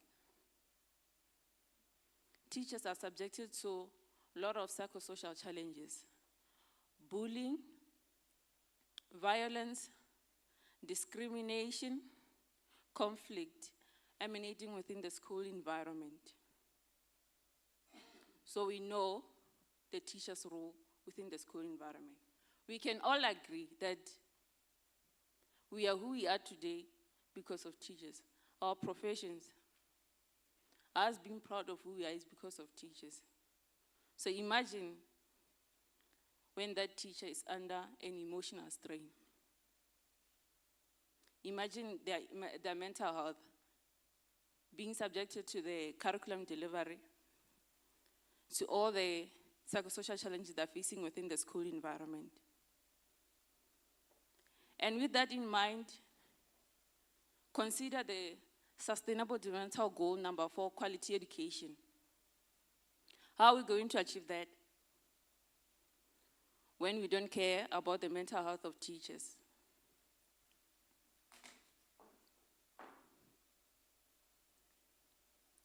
So in this study, we were guided by the historical lenses of self-determination theory. This theory was borrowed. The elements of this theory was borrowed from many other theories in order to formulate one theory comprising of 3 elements. The first element is autonomy. Here we talk about being independent, being confident enough to take your own decision. The second element is competency, is the need to feel trained enough, to be skilled enough in order to perform on duties.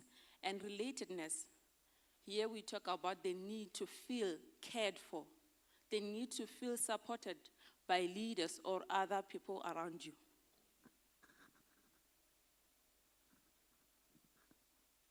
So, here are the objectives of the scoping review. We plan to analyze and identify what are the root causes of teachers' psychosocial challenges within South African context between 2020 and 2025.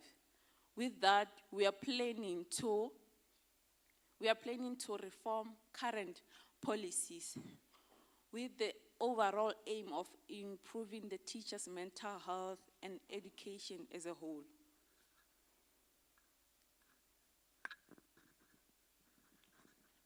For us in the study, to come up with the research questions, we employed this 5-staged framework to come up with these 2 questions. What are the determinants of teacher psychosocial challenges?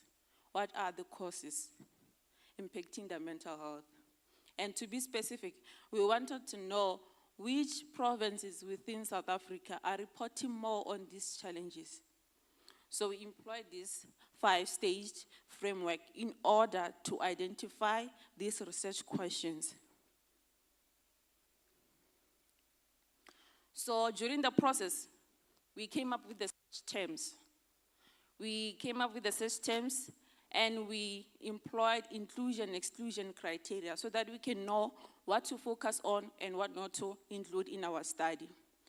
So after creating or formulating the search terms, we identified the literature databases, and we identified 5 databases, which are PubMed, UpScopes, Science Direct, Sabinet, ProQuest, and ProQuest.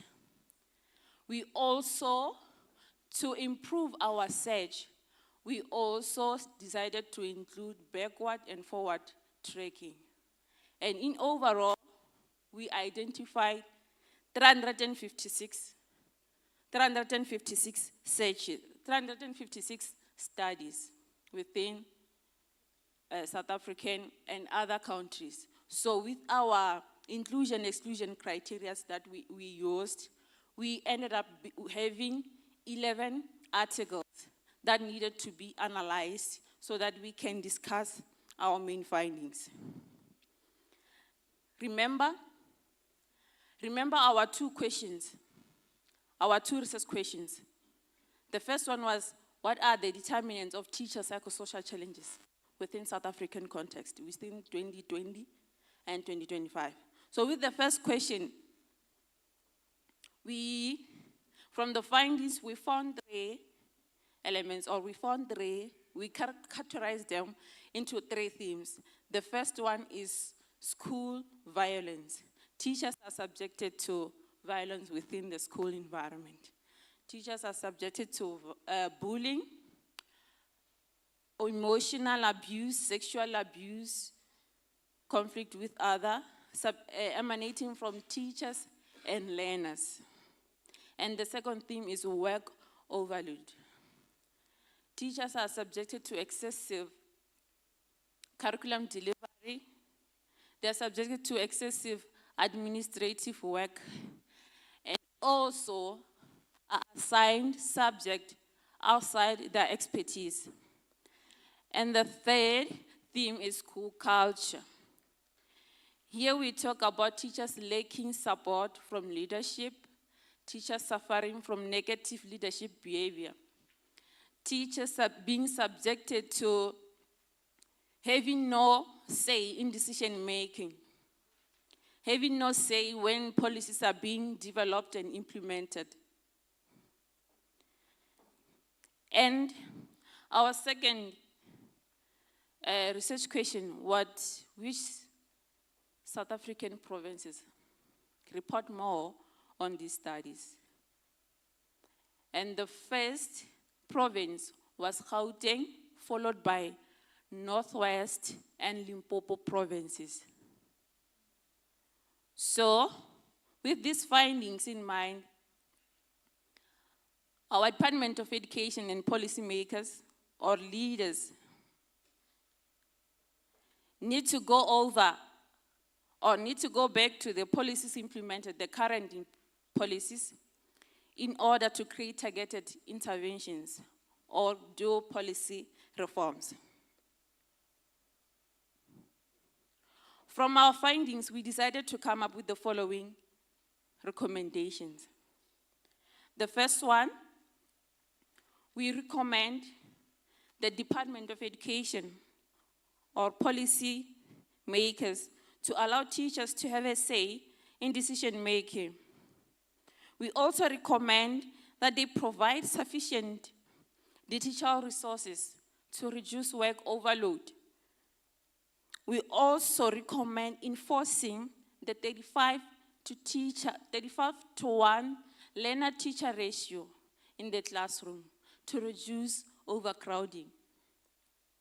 We also recommend school-based security measures to protect teachers. We also recommend revising the current policies, including integrated school health policies and other policies, in order to cater teachers' needs in terms of their mental health. And lastly, we recommend introducing teachers' leave for mental health. So, in overall, using self-determination theory, it provided a powerful framework for teachers' well-being because, for example, the overload for teachers emanating from the excessive administration, the curriculum delivery, and subjects assigned to them outside their expertise put a strain on their mental health, and they need to feel competent enough to do their duties, but they end up feeling incompetent, ineffective, and overwhelmed. In summary, allow me to say,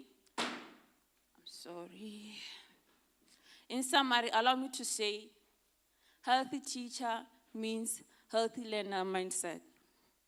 Thank you.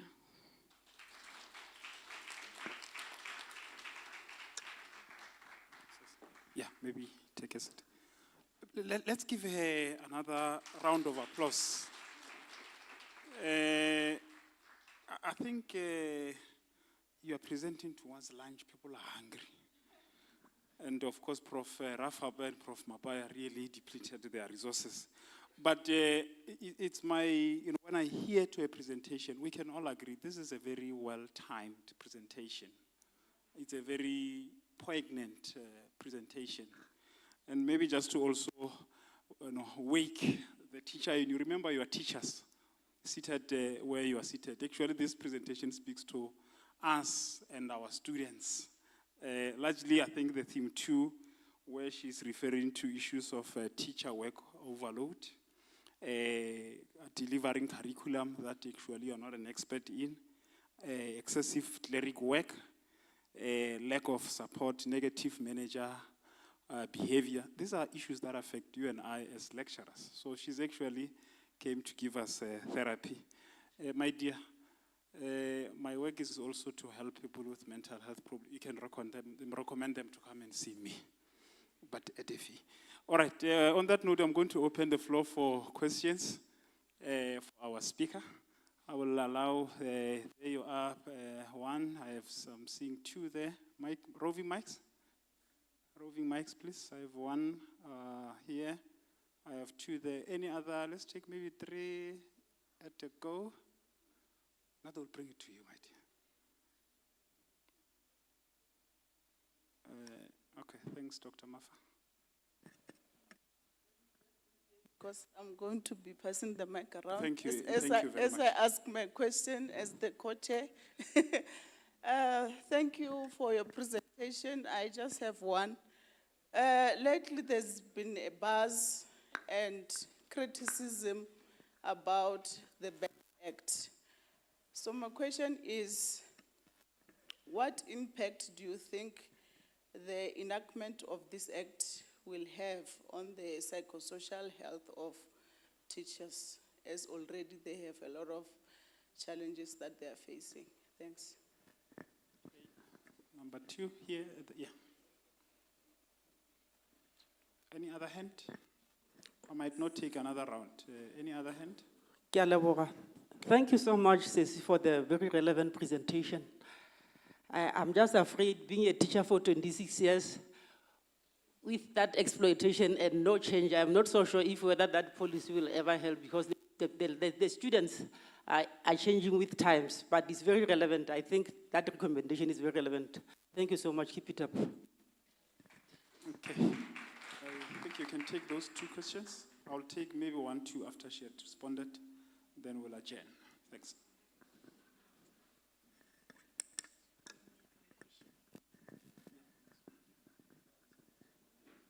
Okay, thank you. Thank you so much. With the BELA Act, this scoping review was harvested from my study. So I got to interview teachers. And the first thing they talk about is BELA Act. They're saying the BELA Act is all about learners. BELA Act prioritizes learners more than teachers. They're saying teachers SGP are the main primary teachers of the learners. So,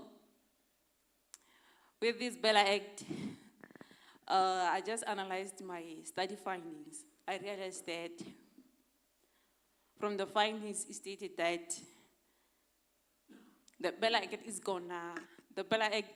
is going to worsen or escalate the psychosocial challenges faced by teachers in schools, because it prioritizes learners' rights compared to teachers' rights. Thank you.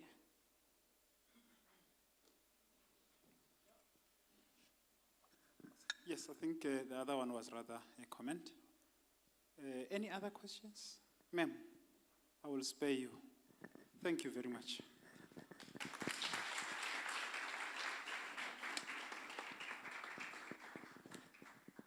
On that note, I think mine was rather a short one. They spared the last. Announcements, Dr. Ramtlal, are you able to announce a way forward from here? I think my session was short. You may have still been preparing your notes there. I'm sorry I'm hijacking you. But please direct the audience about what is next. DJ, maybe give me something to dance us while they're still sorting 1 or 2. Mamuriri Moswa. Prof. Rafapa, I know it's your favorite song. The Prof. Mautu is not here.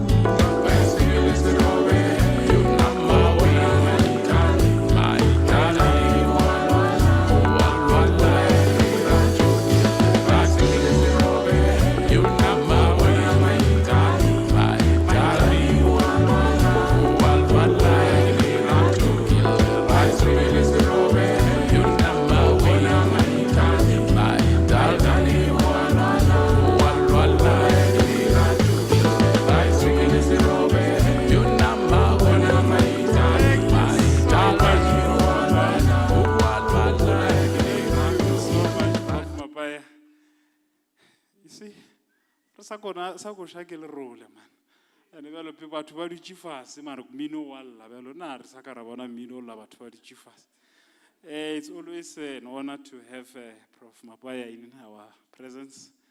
Indeed, we are sometimes, but I know he will say he's saving, exploiting on the talent, if you like, for free, because he's one of our African musicians and he sings very beautifully. And he was always willing to, because, some singers for that 2 minutes that I asked, it's not because it's not coming from me. It's coming from him. Thanks a lot, Prof. In a way, I'm saying do not send us an invoice bill. All right. You all could see our session was quite a short one because one of the presenters was not here. Other sessions are still in procession. We are free to join the other sessions in the meantime. But let's remember, we have to come back to convene here for our closing session for this afternoon. Will be given way forward later into the afternoon. And then thereafter we can break for our lunch. I know most of us are hungry now. But in the spirit of fairness, let's allow our other colleagues to conclude their sessions. We reconvene here, will be addressed, and then we can proceed accordingly. But those who may want to take a leg break, you are welcome. Those who want to join other rooms, let's do so. But once they conclude, let's come back here. On that note, I thank you for having listened to me. Thank you.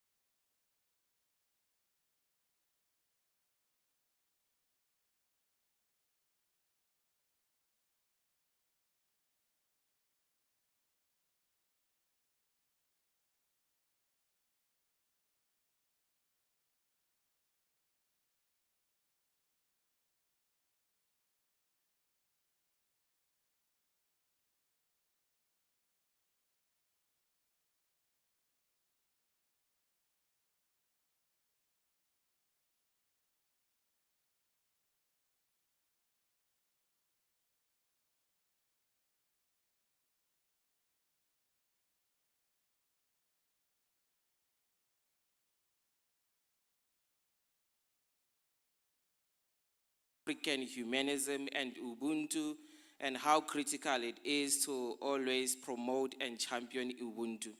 So without wasting further time, I'm going to ask our research professor, Professor Lisibana Rafapa, the guru behind African humanism. We learned a lot about him today, and I believe from here we are going to do an extensive reading on his work, and we are going to publish more and further explore his impact in the literary world. Professor, can you come and appreciate the main speakers? Thank you so much. Thank you so much. My brother, Professor Montle, this is a very light task and very short, very brief. On behalf of the Faculty of Humanities of the University of Limpopo, I would love to appreciate the presentations by our main speakers in the presence of Dr. N.I. Ngubane from the University of the Free State and Professor Madimabe G. Mapaya. Your thought-provoking presentations disturbed our relaxation. You reminded us that nothing is smooth in the world of knowledge. Always there is an opportunity to construct, reconstruct, dismantle, invent, reinvent theories and concepts. We really learned a lot from Dr. Ngubane's presentation on multilingualism, and also we are likely to emulate, as a university, the good example of the Center for Multilingualism at the University of the Free State. We really appreciate the action research inclination of your presentation, because you grappled with practical issues. Back here at the University of Limpopo, we are still grappling with issues like, what is the distinction between promoting multilingualism and remaining clear about the lingua franca of the university, as well as be resolute about the working language of the university. You know, questions like, if you walk into a bank and you know that the Constitution protects you to speak in your language, are you going to ignore that the bank uses English as a working language? Are you going to insist that you be served in your home language, even if you are conversant in the working language? The Constitution guarantees your right, but will it not be a disservice to you if the manager of the bank were to say to you, fine, you want to be served in your home language, is one of the official languages, we shall arrange interpreting, come next week, and you want to withdraw money now. So who is the loser now? So we don't need to, you make us very wise. We are aware that we shouldn't blur the contours among promoting multilingualism and respecting the working language. So we know that we are not at fault at the University of Limpopo to have the formal forms written in English, completed in English, but also are not saying you cannot write your thesis in Chivenda, in Xitsonga, or Northern Sotho / Sepedi, so that we are not chaotic. We appear professional all the time. Thank you so much, Dr. Ngubane. Professor Madimabe Mapaya, it's so exhilarating for me to have supervised a giant like you in research for a PhD. Not everybody knows that I was one of your supervisors and assessors. It's very rare to be a supervisor and meet one of your supervisees doing so well in the realm of thought, in the realm of theory, in the realm of episteme, in the realm of epistemology, and so on, in philosophy. I'm so grateful, not only for that, not only for rewarding me as an academic by virtue of having supervised you. Your project on Ubuntu is so commendable. It is so necessary. It is bound to fill a chasm that most in the same box as you are not aware of. So many times we hear the word Ubuntu thrown around, bounced around at a superficial level, and when you listen to people trying to implement Ubuntu as a theory or whatever, the more you listen to them, the more you get depressed, the more you realize they haven't done justice to research. Because you cannot speak about Ubuntu without juxtaposing it with African humanism. And you cannot actually talk about African humanism without touching on Pan-Africanism, the diaspora. That's why there's not a single African thinker who disregards the transatlantic project by our brothers and sisters, civil rights movement, Marcus Garvey, Martin Luther King. I have a dream. That's Martin Luther King. You cannot sever the project between continents, and you are approaching it exactly like that. And I have much hope that in your capable and dexterous hands and from your agile mind, the project has a future. The project has a future. There will be tokens of appreciation.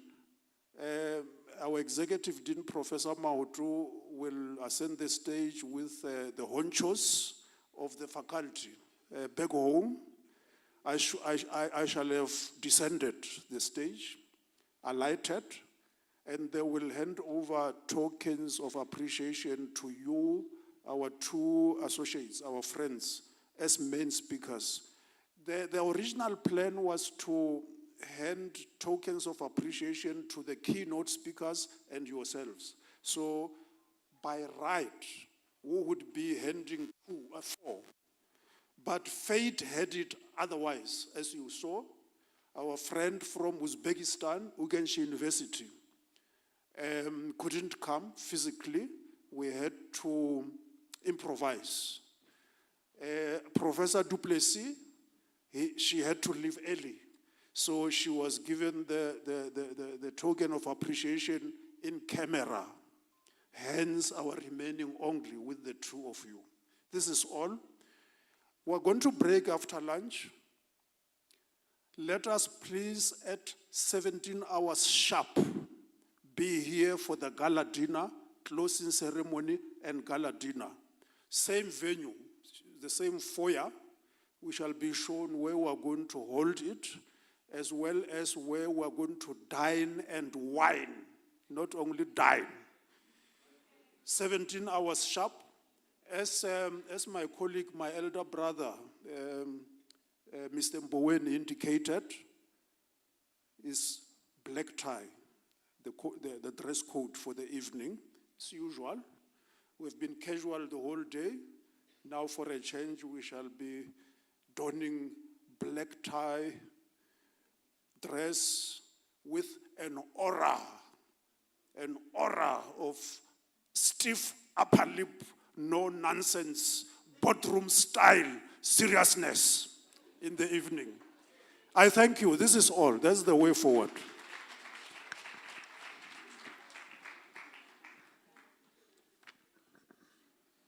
Thank you very much, Prof. Rafapa. It is now the moment for us to appreciate our main speakers. I'm going to request our executives in the faculty to ascend to the podium to appreciate the main speakers.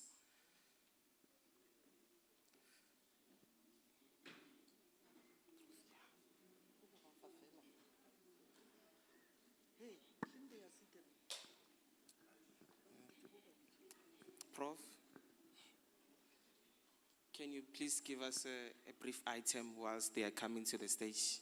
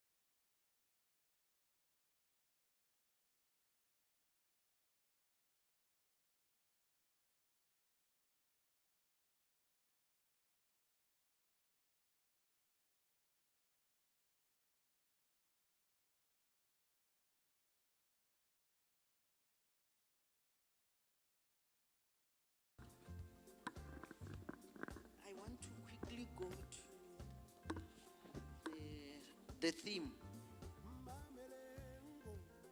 Before I go to quickly, as I close the spring lectures, although we are still going to close formally during the gala dinner, I want to indicate that we have learned. Okay? We have learned.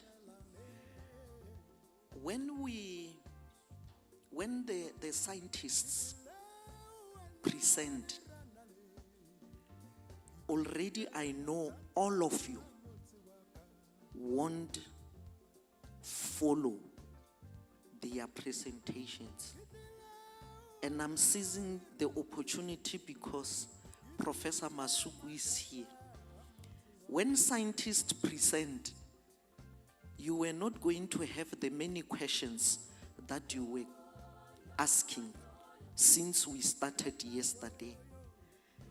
And then I realized, because I also have a combination of, an intersection of the sciences and the humanities, the psychology, education, mathematics. So I'm an intersection. I realized that people do shine in their speciality. I was listening to Professor Rafapa, the way he will emphasize the concepts in his area. Then Prof. Mabaya comes, Dr. Ngubane comes, Professor Duplessis comes, all the presenters. You are there. That's the context you are operating in. So then I connected it with what Professor Duplessis was saying, to say you must fly high in your area. You fly high. So the students, you heard the gurus emphasizing, and you can see that they feel so comfortable in emphasizing their area. So I'm coming back again to you, students, to say don't be intimidated. You are getting there. And you remember yesterday when we were starting, I was saying to you, you will get the sharks, the dolphins, etc., etc. You can, the comfort that they have in their area, you can see them even the way they enjoy. You are getting there. I attended one funeral, and in that funeral, you know, all our funerals will have the slots for the friends, the friends, the relatives. They were flowing in our language. I'm coming to you, Dr. Guban. It was Sepedi, they flow. You go to Venda, they flow, until the chairperson, because they didn't want to stop. Like you had Prof. Rafapa, he becomes possessed, like Michael Jackson when dancing for the Thriller. They become so possessed because they are comfortable there. In this funeral, people also get possessed until the master of ceremony said, now we are going to talk in English. Imagine to our elders at home. Again, they flow, they said, now we are going to talk in English. Why? Because we will struggle in the language, and therefore we won't spend a lot of time expanding, giving so many examples. So we should have then said, let's now use the scientific terms, Professor Masuku. We were not going to end this time. So I was just indicating that our students, don't be intimidated. You are getting there. You are also going to be possessed because you will be owning the research. You know, I asked myself as I close that, do we share the same meaning of this theme?